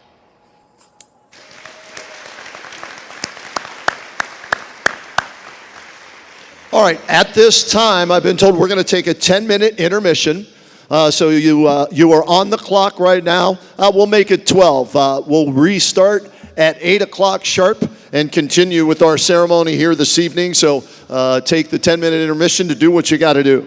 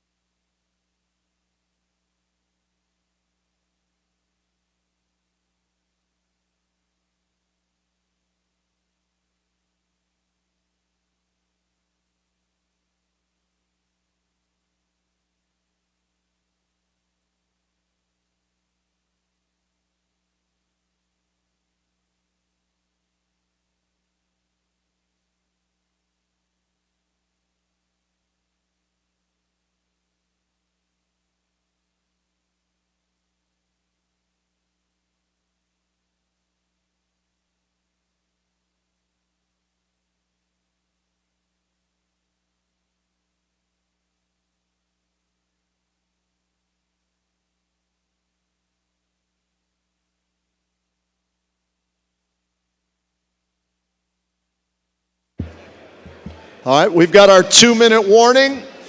2-minute warning till we resume the ceremony. 2-minute warning.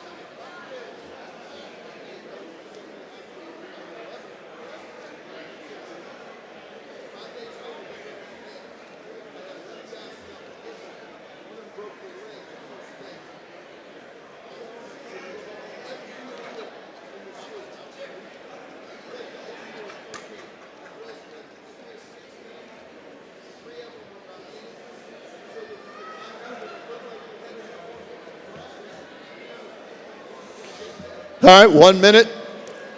1 minute till we resume activities. 1 minute.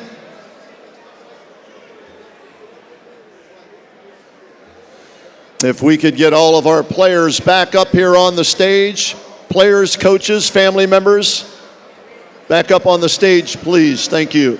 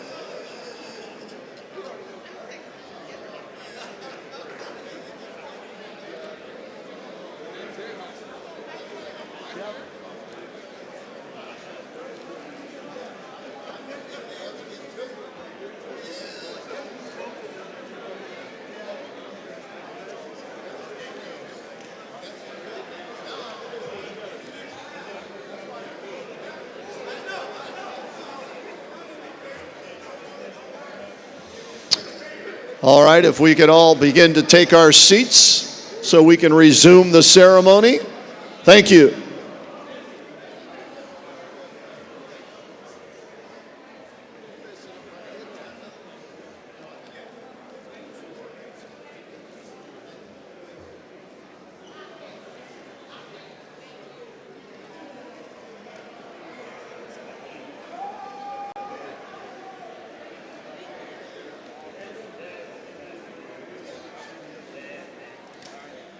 Lewis, outstanding.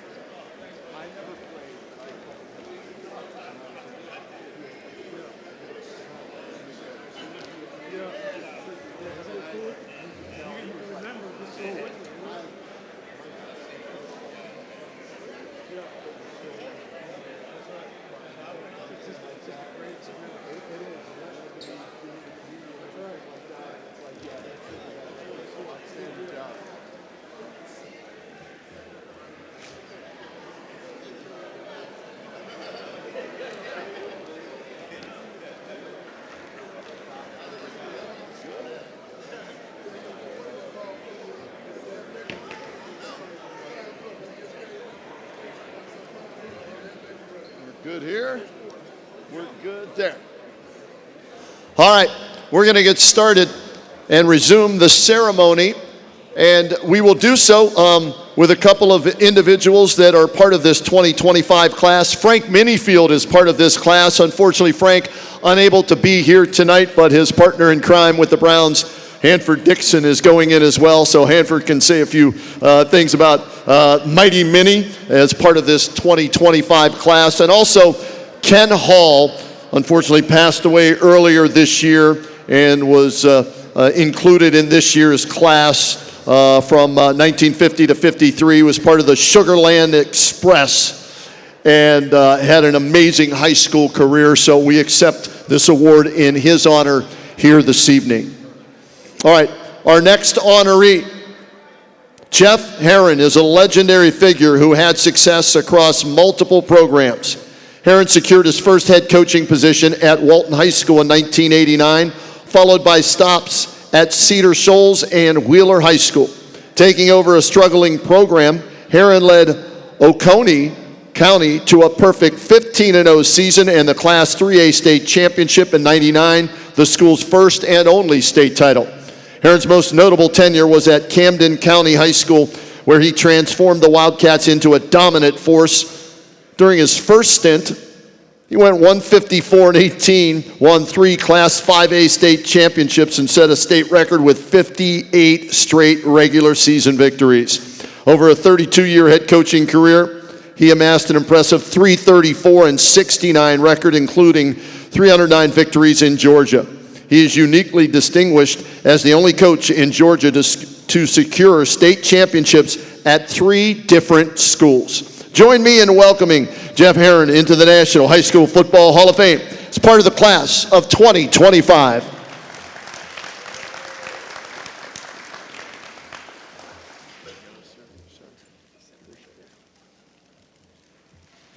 Thank you all. I'm thrilled to be here, just honored and humbled being on the stage with these guys. I think everybody up here I watched play at some point, with maybe the exception of Jim Thorpe, and I only missed him by a couple of years. So Russell, Lamont, thank you for this honor.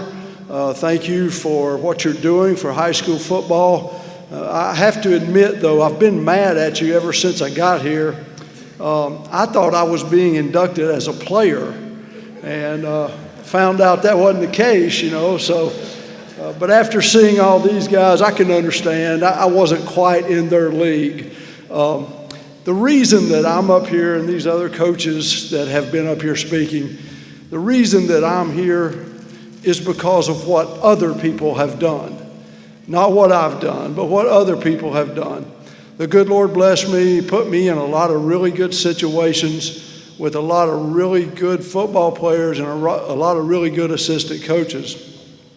To all of them, all the former players that I've had, Willie, Jerry, especially since you all drove 14 hours to be here, to Stump Mitchell, who I'm sure helped me receive this honor, another Camden County alum.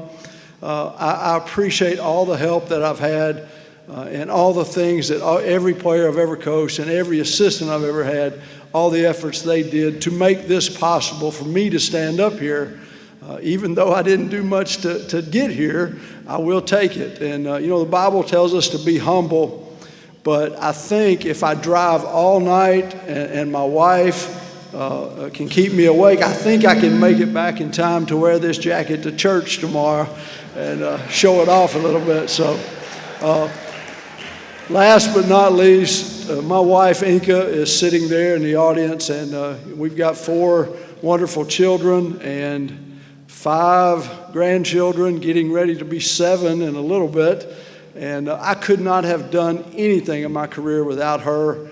She is a true Hall of Famer in our family, and I appreciate it and love you. And thank you for everything you did. Just thanks to all of you for being here, guys. I'm honored. What a great group, and so many people that I idolized and watched. And it's an honor to be up here with you, and thanks for everything you've done.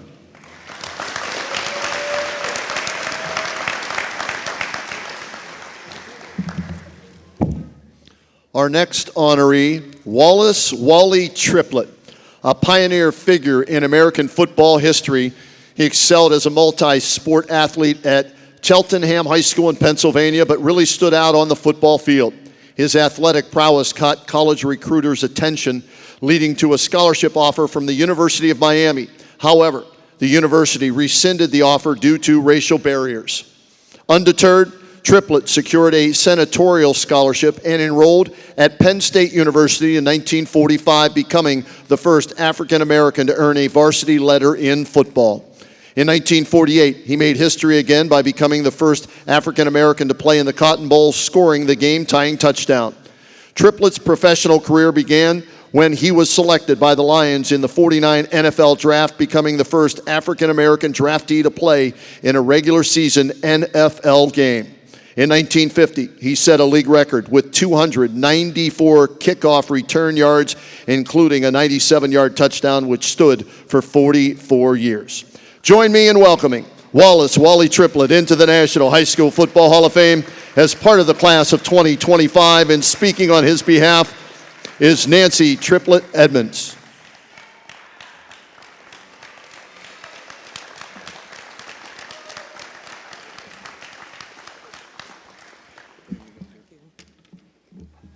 Good evening, and I praise God.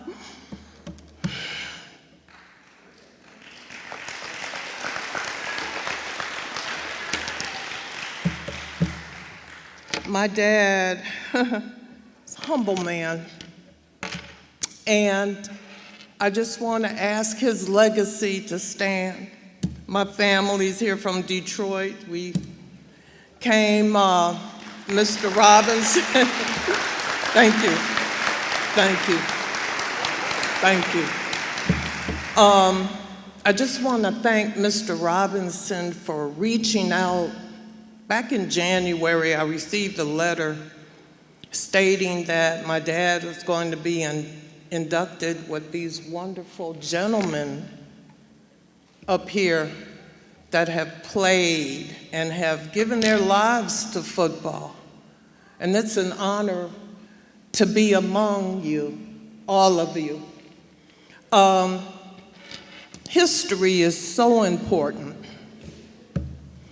And it's important to keep the history of football alive for the generations following. I just want to tell a little story about Daddy. He used to always joke about when he was watching all these younger football players doing their little victory dances at the end of the game. He said, "That's not what we did. We didn't do that. We took football seriously. It wasn't anything to play around with." And today, football has changed so much. But we can't forget the history. We can't forget all the ones that made it happen. All the ones up here and the ones that have even come before my dad. So at this point, I just want to thank the committee, and I want to thank all of you who have come out to support this wonderful, wonderful event. Thank you so much, and thank you to my family. I know my dad is, he's saying, well done, well done. And my mom too. This was her dream, that Daddy would one day be recognized for his accomplishments. So thank you, Daddy. We love you. Thank you, Mama. Thank you all. God bless.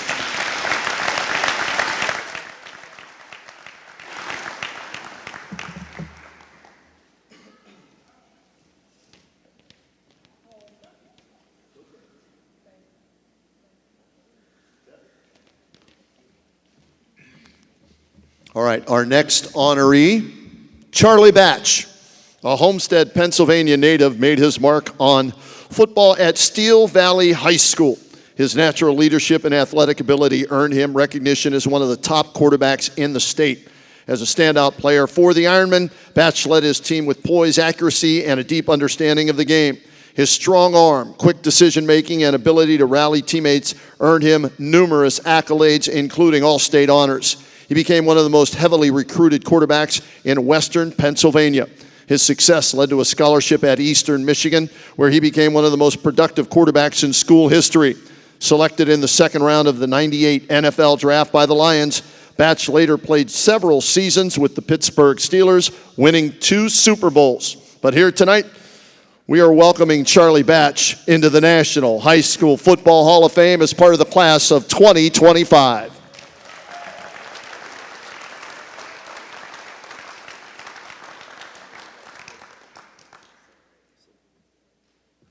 Thank you. It's exciting to be here. Thank you to the selection committee for honoring me and being a part of this great group that's here today. And it's just always exciting to be here. I want to just thank my family, my wife Tasha, for being here as well, for all the support that they've given me over the years. And growing up in Pittsburgh, it is a steel town, and literally being part of it, and I went to Steel Valley, and the mascot was the Ironman. So to be that and have something that's unique around the country and being able to represent that throughout the years was truly a blessing. But I want to give thanks to my head coach, Jack Guerin, for believing in what we were doing during that time, because at the time we weren't throwing the football around a lot, but he said we're going to throw the football around. And one of the marks that really set me over the top, we just was #1 in the state. We were playing a team called Best Center. They scheduled us for homecoming, and we were losing 27-7 entering into the fourth quarter, 34-13 with 7 minutes and some change left, and we ended up coming back winning that game 35-34. And people were like, who the heck is throwing that ball? And that kind of put me on the map, and to continue to be there and represent Steel Valley in the manner that we were all of these years later, I'm truly honored and I'm humbled. And I'm humbled to be standing in front of these guys and representing them. And when you look on this stage, there are three schools that are represented from the Western Pennsylvania side. That's Upper St. Clair, that's Jeanette, and now it's Steel Valley. And my wife always says, one of her pet peeves, she says, you hold on to things so too long. Sometimes you just need to tie it to a balloon and let it go. Well, Andre Coleman came up here and he stated a team that we played, it was 35 years ago that they knocked us out of the state playoffs. Now I can tie that officially to a balloon and let it go because he is entering into the Hall of Fame here today. So it took 35 years, but I finally let it go. But with all that being said, thank you for the tremendous honor. It's truly a blessing to be up here with each and every one of these guys up here, and we truly appreciate you. Thank you.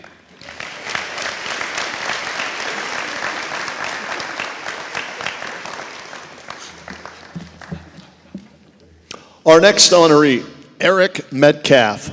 After his freshman year at a Catholic all-boys high school in Seattle, he transferred to Bishop Dennis J. O'Connell High School in Arlington, Virginia to pursue varsity football. Living with his father, former NFL star Terry Metcalf, who helped coach the team, Eric quickly became a standout. In '83, he led the O'Connell Knights to a state championship, rushing for over 1,000 yards and scoring 24 touchdowns. He played offense, defense, and special teams, showcasing his versatility. He even led the team to an upset victory over powerhouse DeMatha High School when he stepped in and played quarterback. In his senior year, Metcalf scored 11 touchdowns despite missing 2 games. Over his final 2 seasons, he amassed nearly 5,000 all-purpose yards, 38 touchdowns, including 12 kick returns for scores. Beyond football, Metcalf excelled in track and field, setting school records in several events. His high school achievements paved the way for a successful college career at the University of Texas and a 13-year NFL tenure. He became a 3-time Pro Bowl selection and played for 9 teams, including the Cleveland Browns, who drafted him in the first round in '89. Join me in welcoming Eric Metcalf into the National High School Football Hall of Fame as part of the class 2025.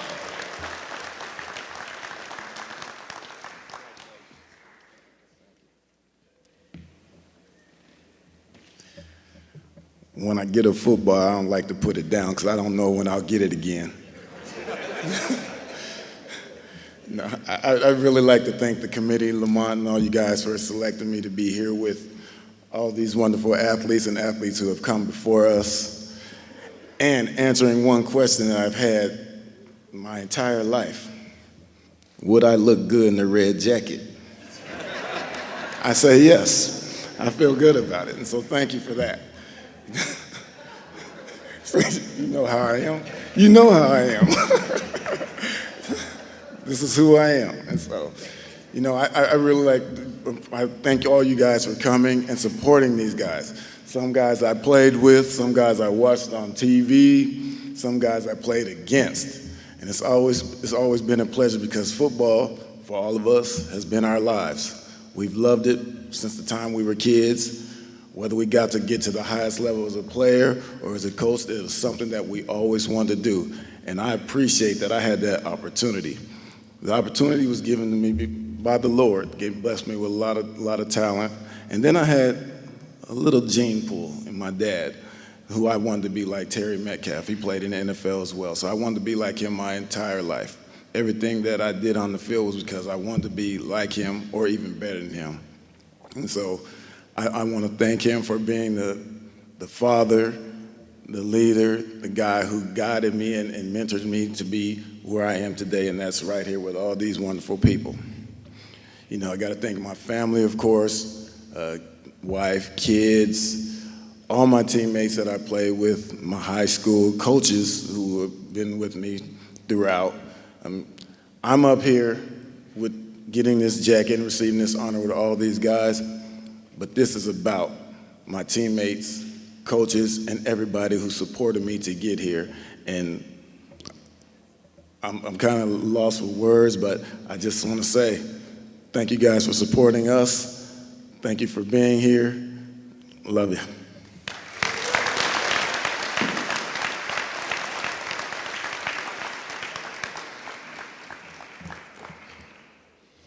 Our next honoree, Craig James, a standout athlete at Stratford High School in Houston. He led the Spartans to a perfect 15-0 season in '78, winning the Class 4A Texas State Championship. Operating in a potent wishbone offense, he shattered Earl Campbell's single-season rushing record by amassing 2,411 yards, despite averaging fewer than 15 carries per game. His performance helped Stratford's offense accumulate over 7,000 rushing yards and score 532 points, ranking second most in Class 4A history at the time. James' 275 points scored in '78 remained one of the highest single-season totals in Texas high school football history. And after high school, he attended Southern Methodist University, where he helped form the Pony Express backfield with Eric Dickerson, who was inducted here last year. He later played professionally for the Washington Federals in the USFL and the New England Patriots in the NFL, earning a Pro Bowl selection in '85 and playing in Super Bowl 20. Join me in welcoming Craig James into the National High School Football Hall of Fame as part of the class of 2025.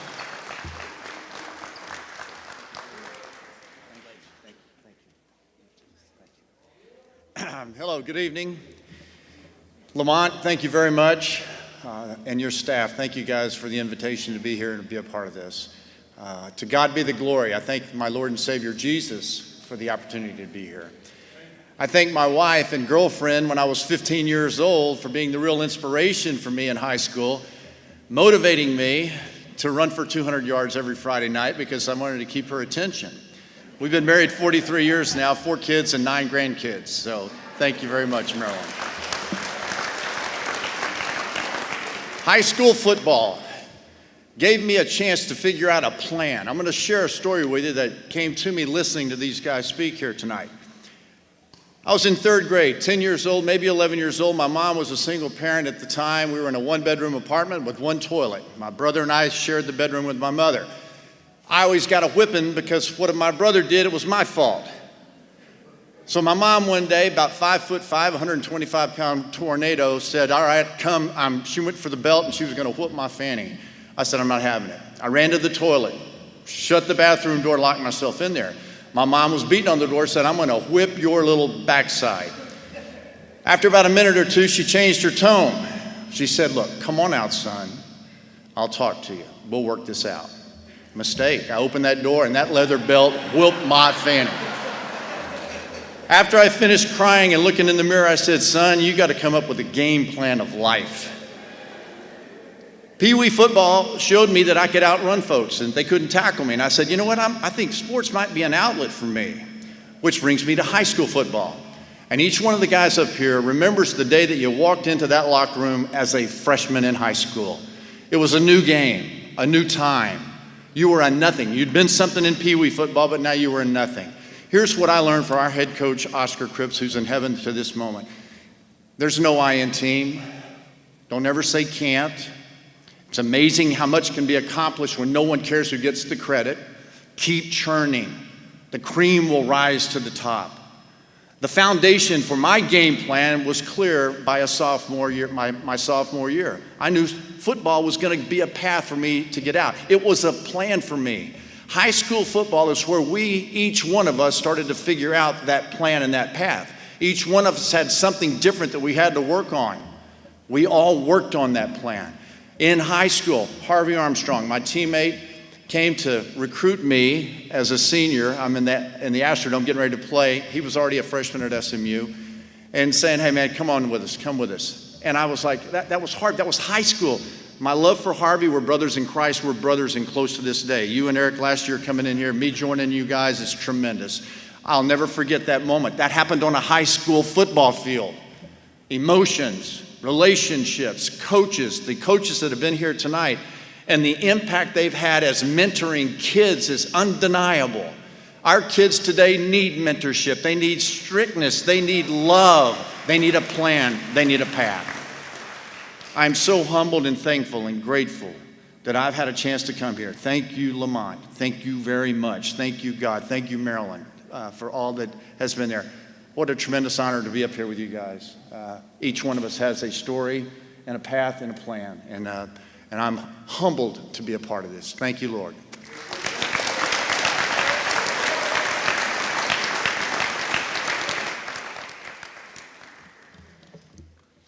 Our next honoree, Cornelius Green, a standout athlete at Dunbar High School in Washington, D.C., excelled in football, basketball, and baseball, earning varsity letters in all three sports.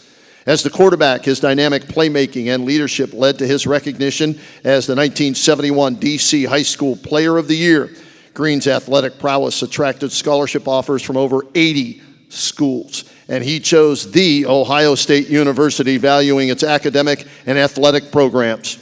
In 1973, he made history as the first African-American starting quarterback at The Ohio State University.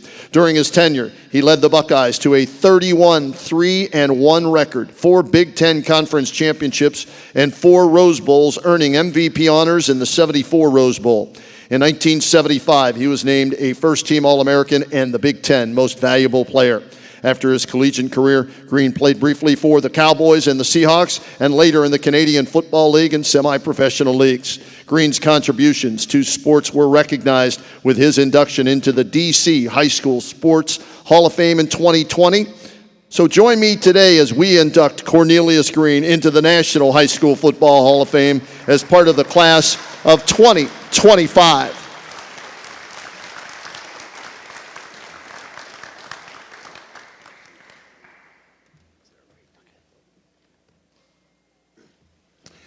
Wow, you hear all these guys hear their name called. You don't realize how emotional it is till you hear your name called. On behalf of this great committee, thank you to all my new brothers, to all my new family. Thank you. I'm just so honored. This is the third class, but I'm the first from Washington, D.C. to be inducted to the High School Hall of Fame.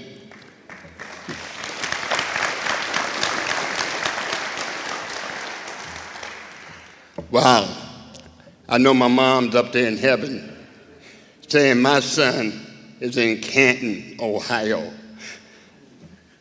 And on behalf of my good friends right there, Archie, Bobby, Royce, Wes, thanks for coming.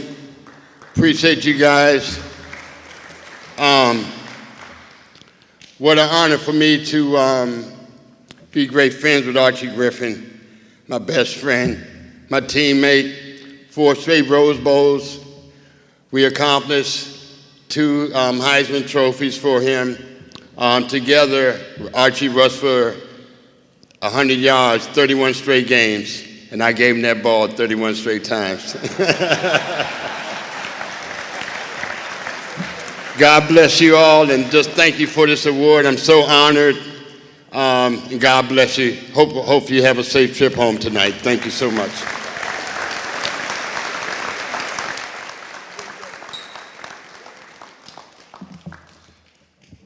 Our next honoree, Jerry Butler, a 1975 graduate of Warshoals High School in South Carolina, was a four-year letterman in football, basketball, track, and baseball.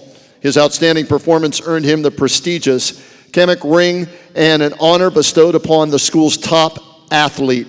Butler attended Clemson University on a track scholarship, but transitioned to football, becoming an exceptional wide receiver for the Tigers. He was named a first-team All-American in '78 and earned all ACC honors. In 1979, he was selected 5th overall by the Buffalo Bills. Butler was named the AFC Rookie of the Year and earned a Pro Bowl selection in 1980. Tonight, we welcome Jerry Butler into the National High School Football Hall of Fame as part of the class of 2025.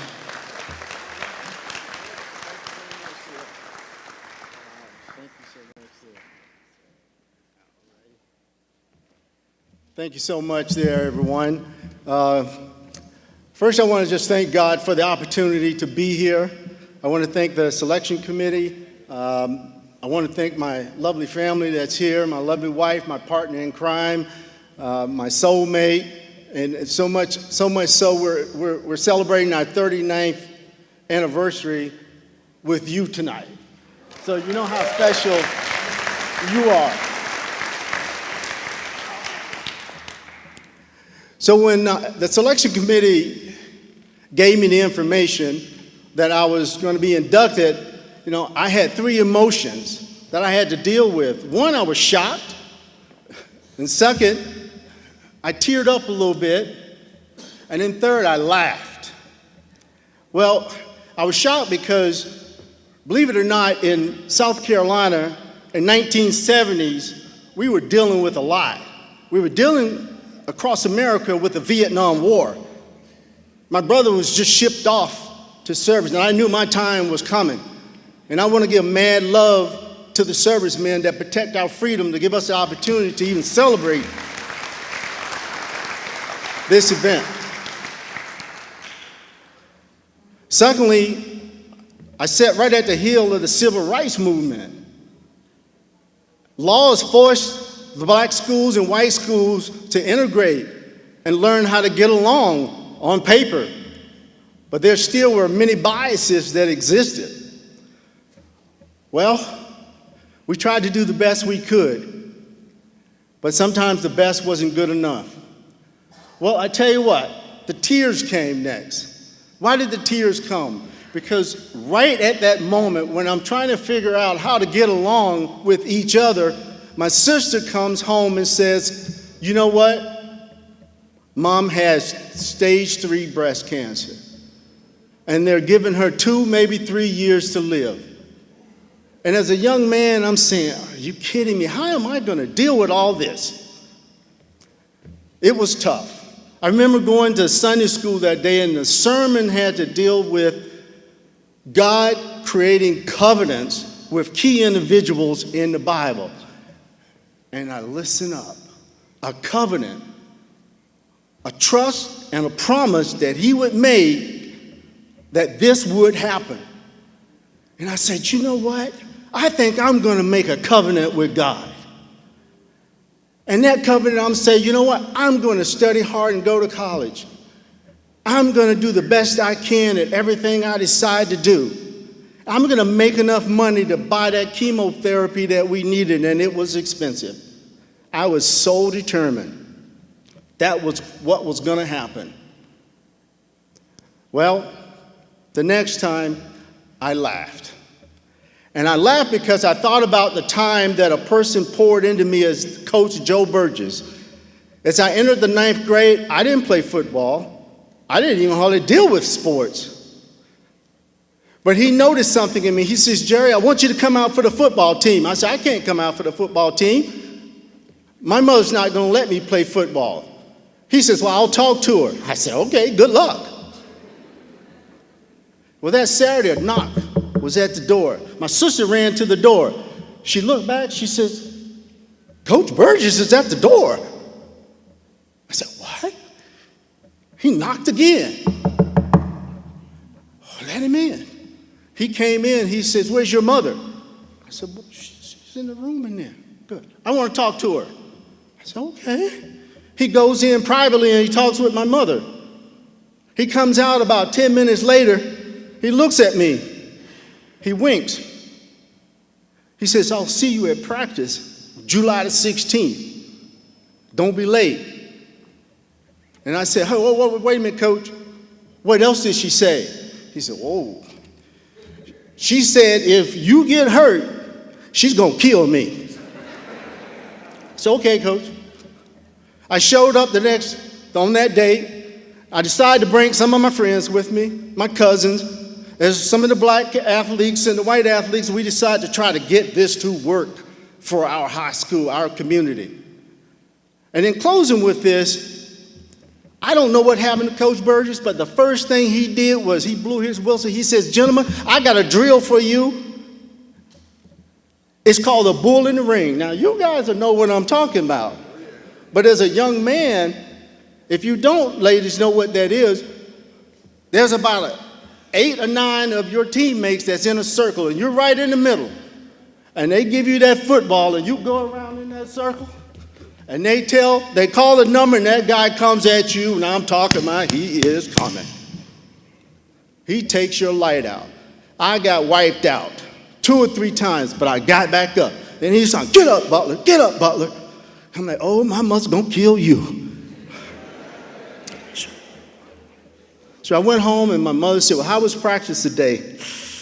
I don't know if I like this football, Mom. What happened? Oh, everybody's just so tough and strong, and I'm so weak. She says, use what you have. You're fast and you're quick. You go back over there tomorrow and you show them just how fast and quick you are. Okay. There's the whistle. Time for that drill again. This time they came at me, put the hips on them. Next time, put the fake on. They couldn't hit me. Butler, what are you doing? I said, Coach, I remember you told me if you're going to play defense, make sure you hit somebody. But if you're going to play offense, make sure they miss. So I decided to play offense. And in closing with that, it was that moment that I decided what kind of athlete that I was going to be. In that covenant, I decided what I was going to do. That relationship with God, everything that I said, and this is what I closed and I laughed with when I got this call and they said, we want to take you into the Hall of Fame. That was the last thing I told God in my covenant. I said, make me good enough that one day I'll be in the Hall of Fame. And lo and behold, at the age that I am, I'm in the Hall of Fame. Thank you so much for this opportunity. God bless.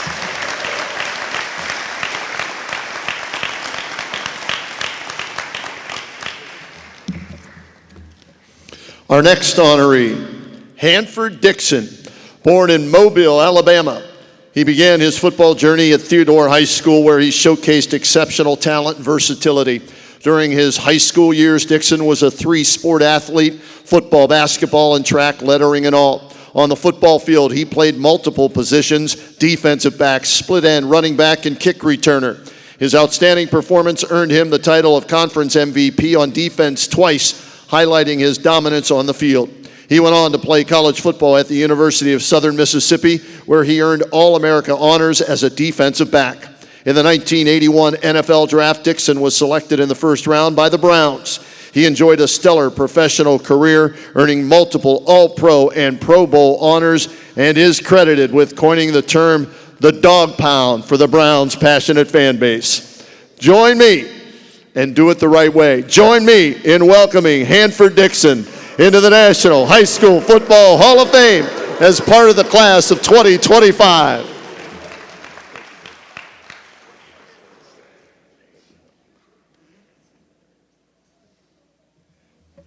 Dogs in the house? You know what, I was sitting here and I was listening to Jerry. Said he didn't know that he belonged or shouldn't have belonged, but you guys ain't have to cover him. if you'd have covered him, you'll know he belonged because he was a hell of a wide receiver. And my partner, Frank Minifield, called me, and he wanted me to apologize to you guys for him not being here, but he had a previous engagement that he had to go to. Otherwise, he would have been here because he does not take this award lightly. And I just want to say thank you guys. I mean, I really appreciate it. I'm not going to talk long, and I was telling Metcalf to count the seconds because I'm not going to be here long, but I really, really thank you guys. I'm a little bit disappointed and shocked because 3 people that meant the most to me in my life was my father, my mom, and I had one sister. And neither of them can be here today. They passed away, but I know they are in a better place and they're watching me and they're happy right now. But this award means so much to me because this is where it all started for me too. It started in high school. I didn't get a chance to play Pee Wee football or anything like that. I started like you, dog, I think I was in the 9th grade. And I'll tell a quick story and then I'll sit down. My father told me he didn't want me to play football. And he told me, he said, come home every day after school. And me, I wouldn't listen to him. I would stay after school to practice football, knowing that when I got home, I was going to get my butt whipped. And I remember one day we finished practice and a bunch of the guys, we were coming home and they wanted to come home with me, and I was begging them not to come home with me because I didn't want them to see my dad whip my butt. And so my mom finally convinced him. She said, why don't you go over there and watch that kid play and see what he's doing over there after practice. So he finally came over, he came to the practice, and he saw that I was pretty good. So we made an agreement. You don't need to know what the agreement was, but we made an agreement, and he finally let me play football, and that's how I ended up playing high school football. So thank you guys for the award. I really appreciate it. And again, thank you too for my partner in crime, Frank Minifield.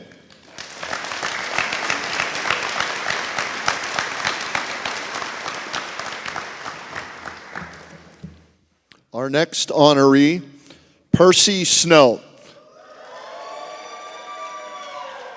A hard-hitting linebacker known for his fierce tackling and speed, he began his football journey right here at Kent McKinley High School in Canton, Ohio.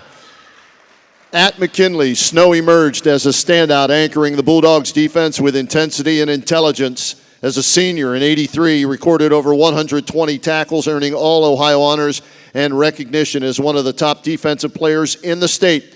His impact extended beyond stats as he was the leader of the defense, consistently making McKinley a playoff contender in Ohio's Division I ranks. Snow's high school success led him to Michigan State, where he became a decorated linebacker. He was a 2-time All-American, '89 Butkus Award winner, and the first player to win both the Butkus and Lombardi Awards in the same season. Selected 13th overall in the '90 NFL Draft by the Chiefs, his professional career was cut short by injury.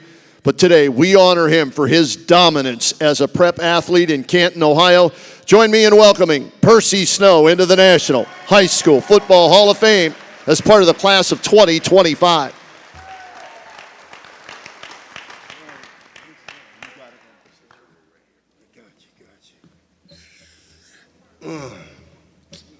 I like to thank Jesus Christ for sure.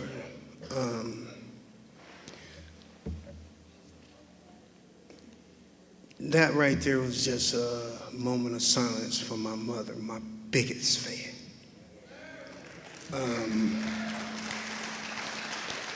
Award or no award, I mean, the awards is pretty much for her. Once I achieved them, they were hers. They were never mine. And she let it be known. Those are my awards. Even to this day, they're still sitting up in my mom's house, even though she's passed with my dad. But I'd like to thank the committee, of course, for this award.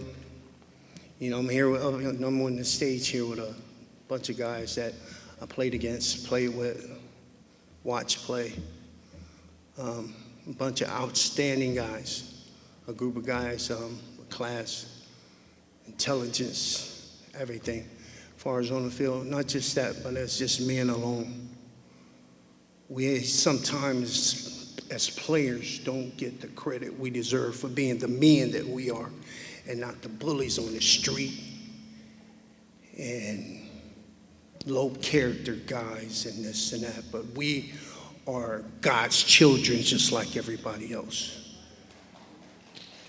So this is not just about football. This is just about being a man also, being raised to be a man, being a child, being raised to be the men that we are. With me, football was just a way of me getting frustration out. That's why I was good at it. That was the only way I can get frustration out without getting in trouble. Especially with 3 sisters, it was always my fault. Always. Well, 3 brothers too, but my sisters, it was always my fault. But then, back to this again. I'd like to definitely thank, like I said, the committee. You know, accepting this award is really special for me for the fact that this here is my high school stadium, my high school auditorium. I've earned this here in this facility. And that right there is more of meaning to me than just earning it. It's because it happened here. But it didn't just happen with me. I had a great bunch of guys on the football team with me that made me better. It was not all about me. I'm achieving this here award on the behalf of other players. My coach, Tom McDaniels, of course. You know, stand up, Coach Tom. That right there was my coach. And him and Warren Miller, Coach Neff, Coach Johnson. You know, it's been a long time. It's been a long time. A real long time. And it's kind of hard sometimes to really enjoy it the way I should without my mom. But what other way would she want it to be other than for me to just have fun the way I've always had? But then, like I said, but I'd like to thank everyone for coming. I'd like to thank my wife and my beautiful kids and my families from Michigan and Illinois coming down to, but then again, I thought they were coming to see me, but my sister got a 60th birthday party today. No, she really does, so. But thanks anyway. All right. God bless. Thanks a lot.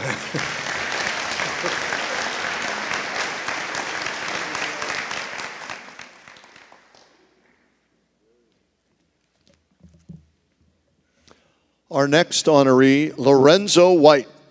Early on, Lorenzo White made his name as a standout football player at Dillard High School in Fort Lauderdale, Florida. Known for his explosive speed and vision on the field, White was a dominant force in the backfield. During his junior and senior seasons, he rushed for over 1,000 yards each year, with his senior season culminating in over 1,200 yards and 19 touchdowns. His performance helped lead Dillard to a district championship and earned him recognition as Broward County Offensive Player of the Year. White's high school excellence attracted attention from college programs around the country. He ultimately chose Michigan State University, where he went on to set numerous rushing records and also became a 2-time All-American. White went on to play 7 seasons in the NFL with the Oilers and 1 final year with the Cleveland Browns. Join me in welcoming Lorenzo White into the National High School Football Hall of Fame as part of the class of 2025.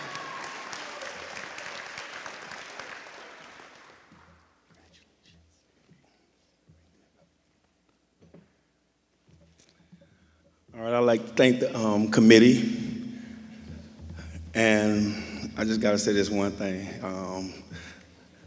Personally, I know this is your place now. I mean, you got to stop doing this to me. I mean, me and this guy, we came in Michigan State, and you know, first was a little different. That's a little different in practice, right? So I call myself Tease, and I'm talking about an excellent ball player. So we in practice, so I got this jersey on that I'm not supposed to get hit. So I tell Percy, I say, you know, I said, Percy, you doing good. I mean, you doing great. But the coach just don't want me to show off on you, you know, and show you a couple of these moves that I got to keep you from hitting me. So he get mad. Oh my God, he gets mad. Why did I do that? Next play, you know I don't supposed to get hit, right? I'm talking about, I'm coming through the hole just prancing. I mean, Percy hit me so hard, all I could hear was, Coach, if you don't get out of my practice. So, but I like to thank my high school coaches. You know, for me, high school is pretty much where it all started for me because I was a big dreamer. And when you dream and you practice hard, and practice hard. I got one person that maybe two. Archie.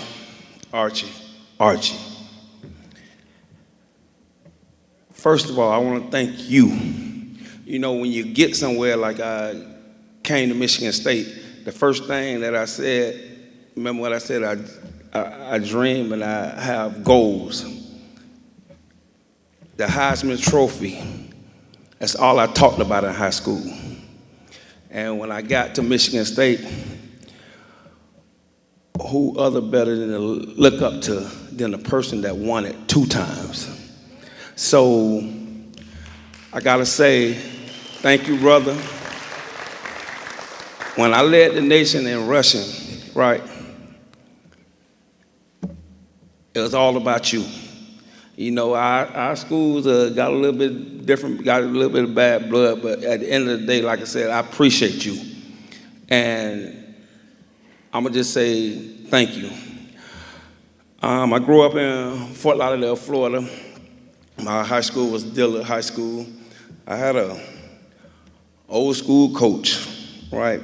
And if these players know about an old school coach, I don't know what we was having. I heard of 2 of these, but we had 3 of these in high school. I'm talking about in South Florida.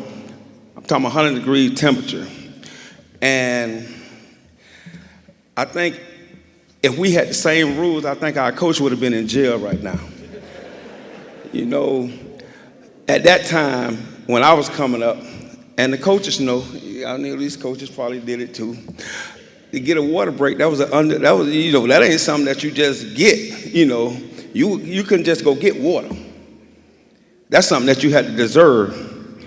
You know, our coach, if we messed up,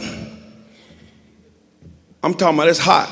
He went over there and kicked the water over, right? And I'm like, Coach, man, we gotta have water, you know. But that's how my high school coach was, and I appreciate him for everything because he got me ready for the next level. And I'm just saying to parents, friends, make sure your kids can dream and look at the stars. When I say look at the stars, and let them shoot for them because that's what made me successful. And I would like to thank everybody for coming out and, you know, like I said, the committee once again, thank you.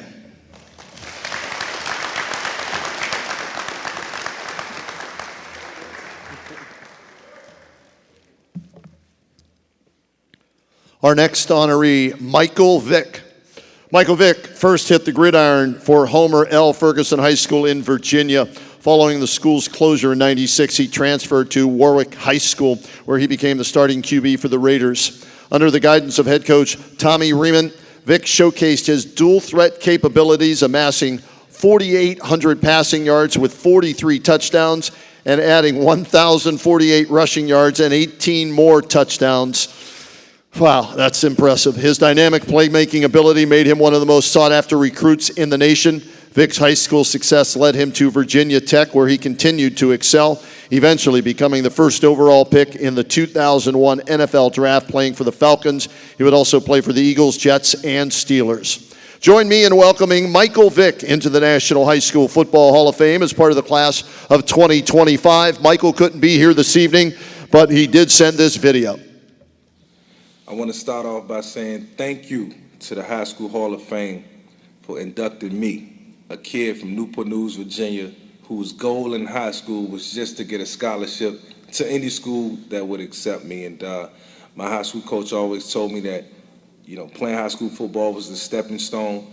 I watched my cousin Aaron Brooks play at Ferguson High School, and I just wanted to be like him. And the only thing I ever wanted to see was a high school letter come across my coach's desk. And so I put in the hard work. I realized what it took to get to the next level, and playing high school ball was probably the most important thing. Got to say thank you to my high school coach Tommy Raymond, who made me believe, who put me in positions where when I didn't believe in myself, he believed in me, and so it means a lot to have this honor. And the High School Hall of Fame being located in Canton, Ohio, is right next to the NFL Hall of Fame, and I pray that I end up there one day. But none of that was possible without doing it in high school, taking that step, and a lot of my dreams was accomplished because of my high school career. So thank you so much. I appreciate you guys, and look forward to representing you to the fullest in the future.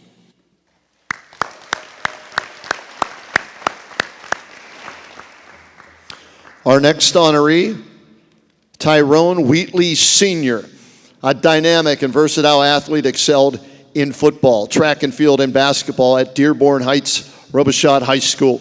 Over 3 varsity seasons, Wheatley amassed 4,257 rushing yards and 67 scores, including a standout senior year in '90, where he rushed for 2,010 yards and 33 touchdowns on 208 carries.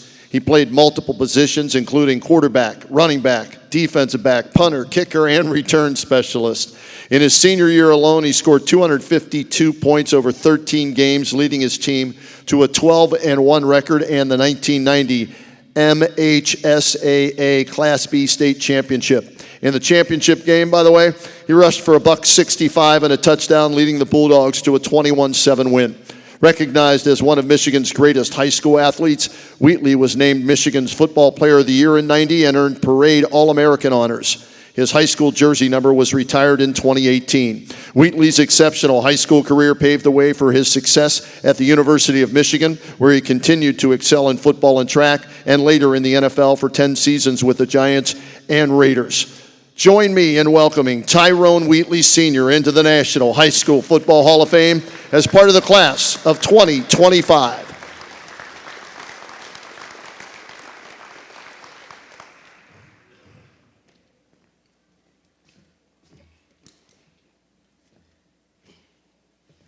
Well, I want to say thank you to the committee.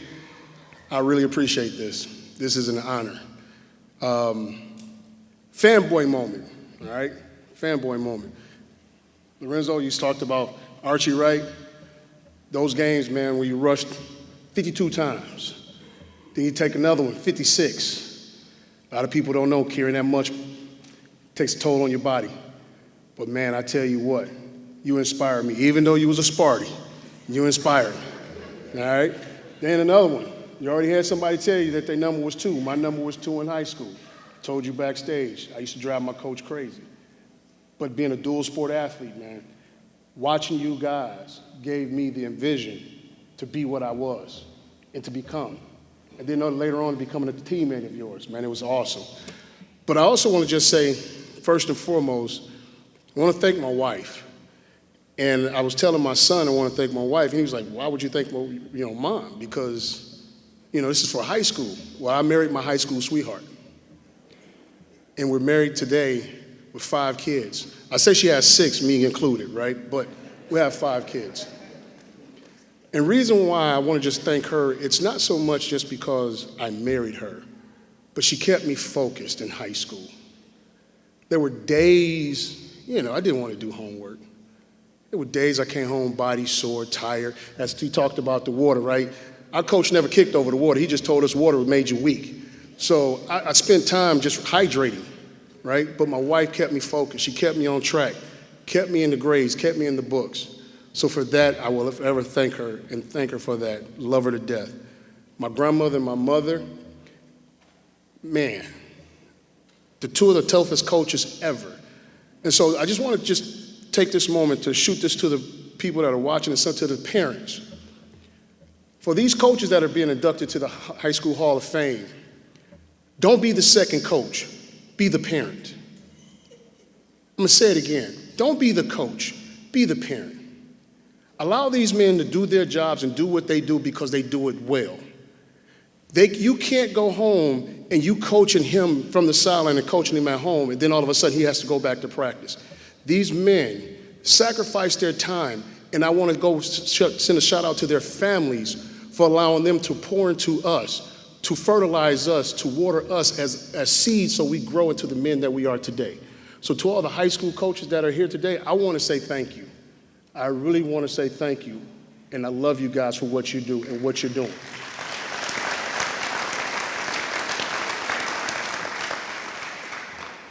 I grew up in Detroit, an avid Lions fan, however, it was the city that I loved. And as they say, it takes a village to raise a child. Damn it took a whole village to raise me. And I am so proud of the people that invested in me and put me on the right track. And there were some names so I didn't really watch professional sports because all I ever wanted to do is like most barbershops, you go in there and you got the older gentlemen there talking. And they will always talk about the high school superstars in the area. And all I ever wanted to do was be mentioned in the breath and the likes of how they spoke about those high school guys. The Terry Kirbys of the world, the Joe Ballers, those type of men. And by the grace of God, I was able to follow in their footsteps and be awarded with this award today. So once again, to the National High School Football Association and the selection committee, and to the class of 2025, love you guys. What an honor and a privilege. Thank you very much.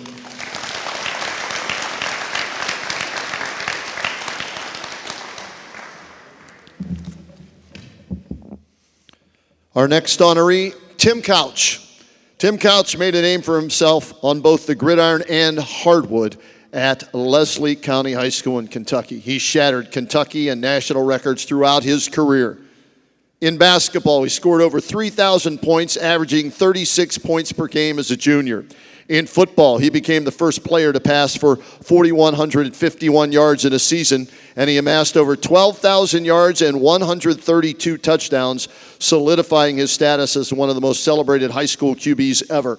His success on Friday nights caught the attention of the media, earning him the USA Today High School Offensive Player of the Year award in '95. He also has been recognized as the 6th best high school athlete ever in the state of Kentucky. Couch committed to the University of Kentucky, where he continued his remarkable play, breaking numerous SEC records and becoming a Heisman Trophy finalist. After his junior season, he declared for the NFL draft and was selected as the #1 overall pick by the Cleveland Browns in 1999. He led the Browns to their first playoff appearance after the team returned to the NFL in 1999. And today, we welcome Tim Couch into the National High School Football Hall of Fame as part of the class of 2025.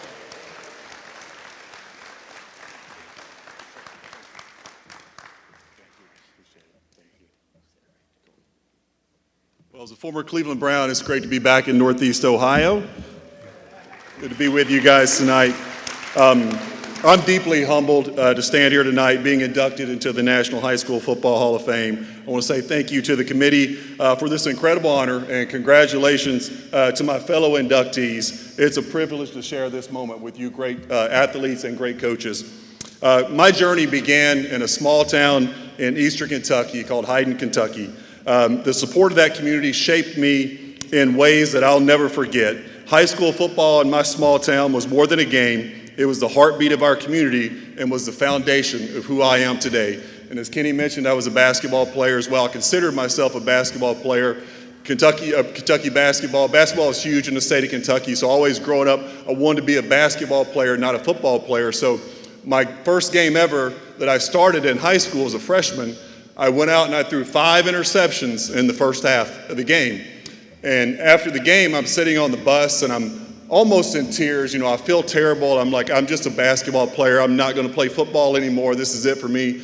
The coach walks on. He says, "What's wrong, son?" I said, "I'm terrible." I was like, I'm a basketball player. He said, "What are you talking about?" I said, "I threw 5 interceptions, man. I'm terrible." He goes, "Are you forgetting the second half? You threw 5 touchdowns in the game-winning pass. You're a football player." So I think I took his advice, and we ran from there, and I decided to be, you know, a football player. But, you know, those, from those Friday Night Lights, they laid the groundwork for me to the path going to the University of Kentucky, where I was blessed to play for great innovative coaches who were ahead of their time at Kentucky. Hal Mumme, Mike Leach, just great offensive minds, where we created the air raid offense that is still very prevalent in college football today. So I was very blessed to have great coaches at the high school level and at the collegiate level as well. And from there, I went on to play for the Cleveland Browns, and all of that was a dream come true for me. But it all started on those football fields back in Eastern Kentucky. I want to thank my coaches for teaching me discipline, hard work, resilience, and I want to thank my teammates. Guys, you know, we all play the ultimate team sport. None of us would be standing up here without great coaches and great teammates around us. So I certainly want to thank my teammates. You know, those moments in the huddle, locker rooms, celebrating big wins are still some of my best memories of my entire career, you know, from high school, college to the NFL. High school football gave me a purpose, a sense of community, and built lifelong bonds. Again, I am truly honored to be a part of this Hall of Fame class, to share this recognition with my hometown, my coaches, and my teammates. Thank you all. God bless.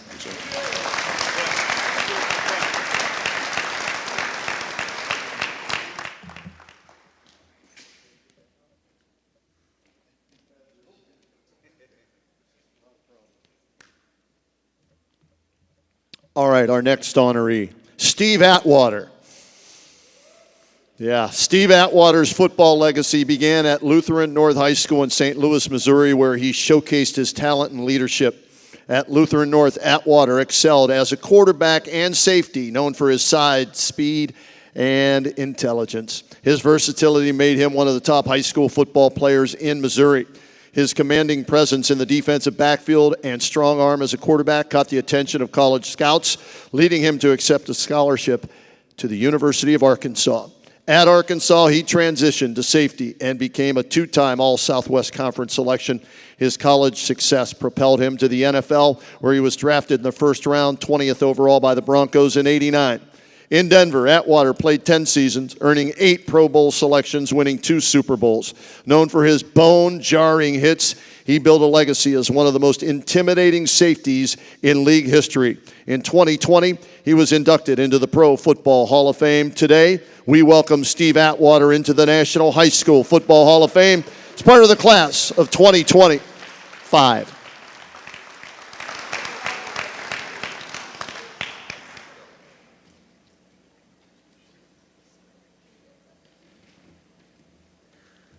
All right, what's going on? Canton, Ohio. Well, first off, I got to say congratulations to all these other fine gentlemen up here. And I'm sure you guys have been around football for quite a while, and you know that when you get a bunch of athletes, former athletes, current athletes around each other, we're going to have a good time. And it's really been a joy. I know some of you guys, I played against some of you guys. And you know, just getting to interact with these guys it's amazing, and the relationship building never ends. So I'm deeply honored and grateful to be inducted here to the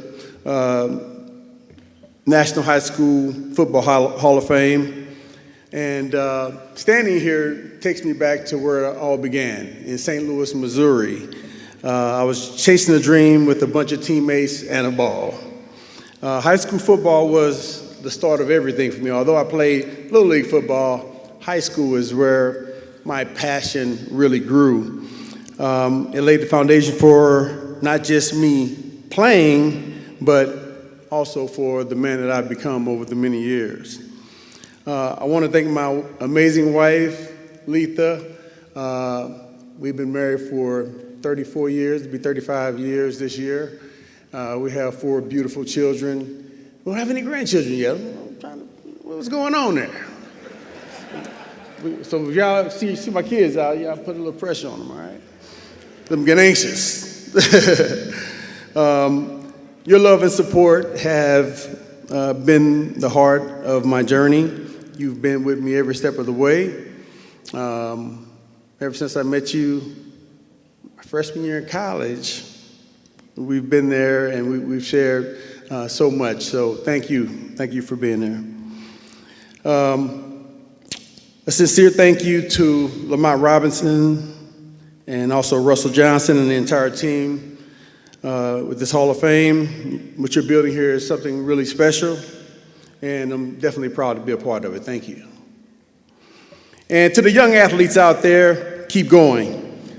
Some of us don't hit our strides in high school. Some of us bloom later.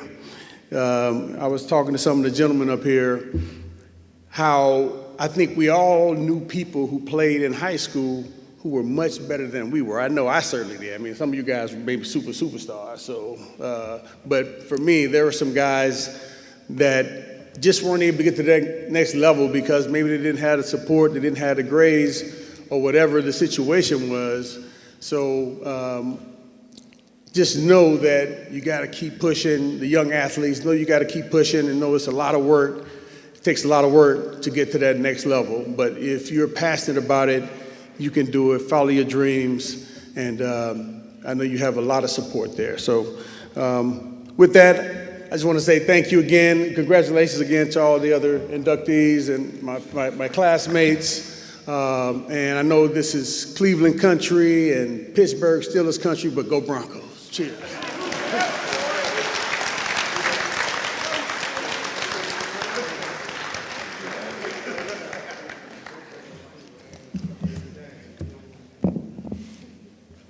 All right, our next honoree, Antoine Winfield Sr.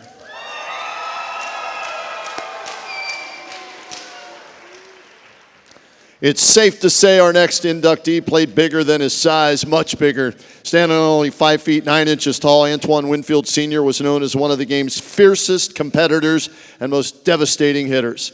As an Akron Garfield Rams running back, he was a complete player. He could run around or through a defender, flatten them with a block, and throw or catch a touchdown pass. He did it all. On special teams, he blocked punts and field goals as well as returned punts and kickoffs for touchdowns.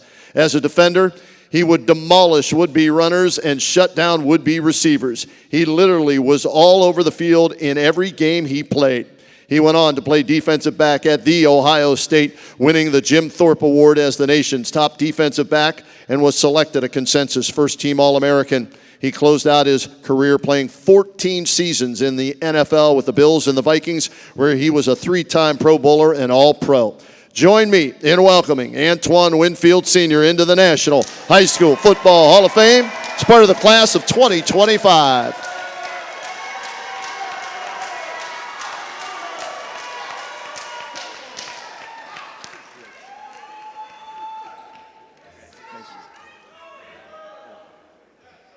Let's go.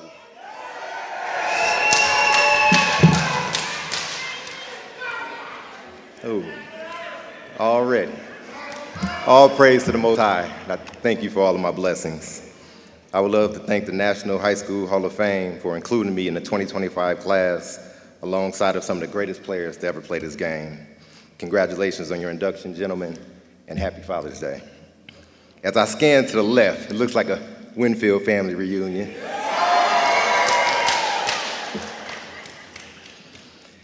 With a support system like this, how could I lose? My foundation was as solid as it come. My mother and grandparents did an amazing job. I will always applaud you.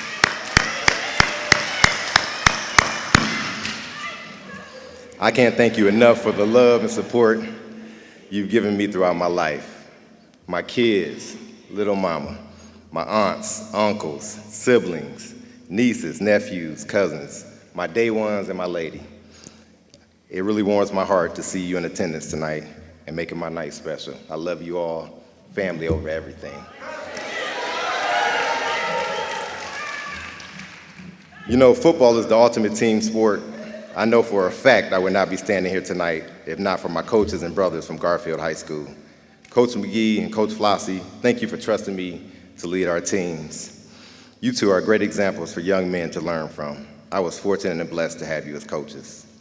My brothers, my teammates, I can't thank you enough. We accomplished a lot together back then, winning 3 straight championships. My backfield mates, Frank and Dez, glad y'all can make it tonight. I've always appreciated our bond. We depended on each other to lead blocks and clear paths, and we always came through for each other. Much respect, fellas. Drinks on me tonight. And in closing, I would love to thank that 17-year-old version of myself, a kid from the south side of Akron, Ohio. The South. Who stayed focused and worked his ass off to accomplish his dream. He attacked each day with a purpose. He celebrated his wins and learned from his losses. Family and friends, this is a win for us all. Congratulations, Winfields. We just stepped into another Hall of Fame. Thank you.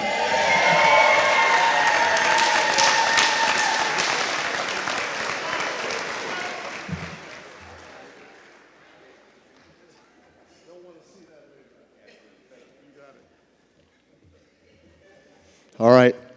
Here's our final inductee tonight. The name should ring a bell, Tom Cousineau. Tom Cousineau emerged as a standout athlete during his high school years at St. Ed's. Cousineau quickly made his mark with his great athleticism as a dominant linebacker and accomplished wrestler, garnering all Ohio honors in football and as a state finalist in wrestling. His exceptional performance on the football field made him one of the most highly recruited high school players in the nation by the time he graduated in '75. And then Cousineau chose to play his college football at The Ohio State University under legendary coach Woody Hayes. He continued to excel, becoming a 2-time All-American and setting multiple school records, including the single-season tackles record with 211 in 1978. His collegiate success made him the first overall pick in the '79 NFL Draft by the Bills. However, Cousineau opted to begin his professional career in the Canadian Football League with the Montreal Alouettes, where he was named the Grey Cup Most Valuable Player in '79. He later returned to the NFL, playing for the Browns and the 49ers. Today, join me in welcoming Tom Cousineau into the National High School Football Hall of Fame as part of the class of 2025.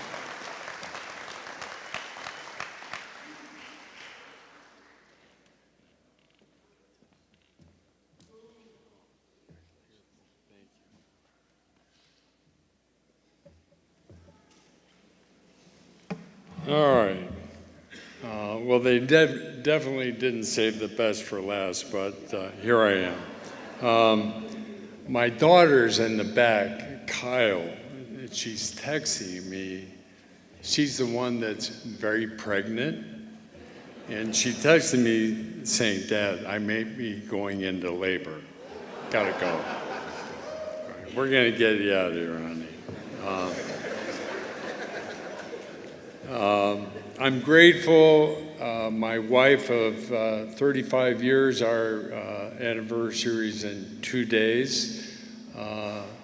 Struggled to get here. She's OBGYN and was on call all night and left late morning and got stuck in Atlanta, but she battled to get here. Honey, I'm so appreciative of you, love you. Lamont, thank you, thank you, thank you. What you're doing here is amazing, and you're gonna get momentum, and we're gonna help you, for sure. I'm humbled to be a part of this great group, and thank your committee for including me. I have my 50-year high school reunion this summer, or early fall, and I can't believe that after 50 years, football is still pouring incredible blessings into my life. It's amazing. And so, in Arch and Corning, who I played with It's so great to be with you here tonight. You're the best, for sure. You know, a high school football team is one of the first places that, not the only place, but one of the first places a young man can have the opportunity outside of his home and the influence of his parents to make a decision about how he commits, how he invests in something that is way bigger than him, way more important than himself. And of course, that's his team. And so on his way to becoming not only a better football player, but hopefully a better son, a better brother, a better friend and teammate, later a better husband, and then a better father. And this is where St. Edward's, where I'm from, excels. They excel in that space about what sacrificing for your teammate should look like, right? What it should feel like, and how it will lead not only to counterintuitively to more success for you, but success for the whole team. And Hanford, you know, Coach Sam, he always used to say, he loved it. He said, there's no I in the word team. There are, however, two in the word idiot. And, true, right? So the four pillars at St. Edward are faith, excellence, relationship, and servant leadership.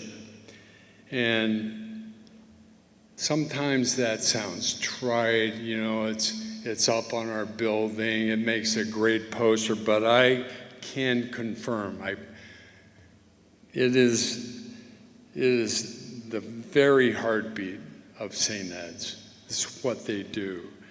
And it's my lived experience, both as a student athlete and then years later as an assistant coach there, which I have treasured. And when I watch today what Coach Tom Lombardo is doing with his incredible staff at St. Ed's, you make us so proud. You're winning a lot of games and championships for sure, but the quality of a young man that you are sending out is amazing. And so I think my point is that I'm not sure that things work out exactly the same for me without the incredible blessing of being able to attend St. Edward and have those opportunities that they provided me with. I want to finish up here. Coach Dan Flaherty, on the staff when I was there, 20 plus years as a coach at St. Edward, 8 of them as head coach. Amazing coach, a better human being. And St. Ed's does not work without people like you. And we had this really amazing young coach on the staff when I went to St. Ed's as a freshman. He was just out of college, and he was incredibly contagious, enthusiastic, and he never stopped smiling, ever. He loved football, he loved kids, he loved teaching. And St. Edward lost a great one with the recent passing of my coach, Dave Holian.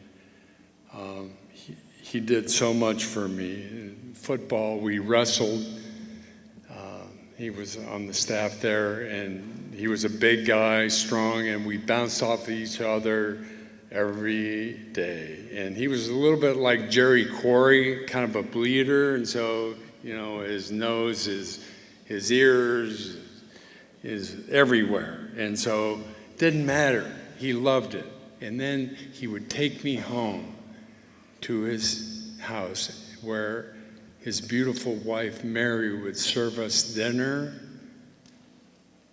And we would eat and talk, and they mentored me. And Mary Holian, I love you. Man, you loved me like you did your own son. And it was very powerful for me. Lastly, Mike Kaler, Jay Guy, Johnny Curran, teammates of mine and classmates, old friends are the best. I love you guys and treasure our friendship. Again, thank you so much for this honor. Good night.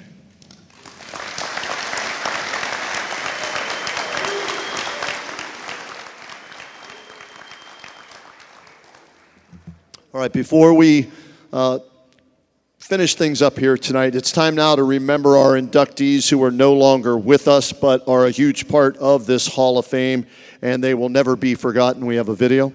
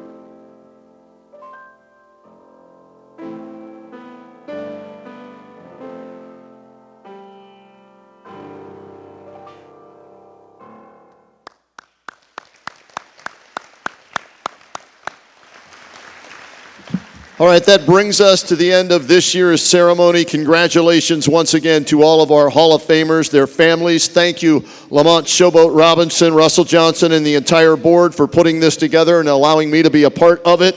Thank you to all of our sponsors. We couldn't do it without you. Happy Father's Day to all the dads out there, and thanks to all of you for joining us here tonight. We look forward to seeing you all again next year when we induct our fourth class, the class of 2026. My name is Kenny Rhoda. Good night and safe travels.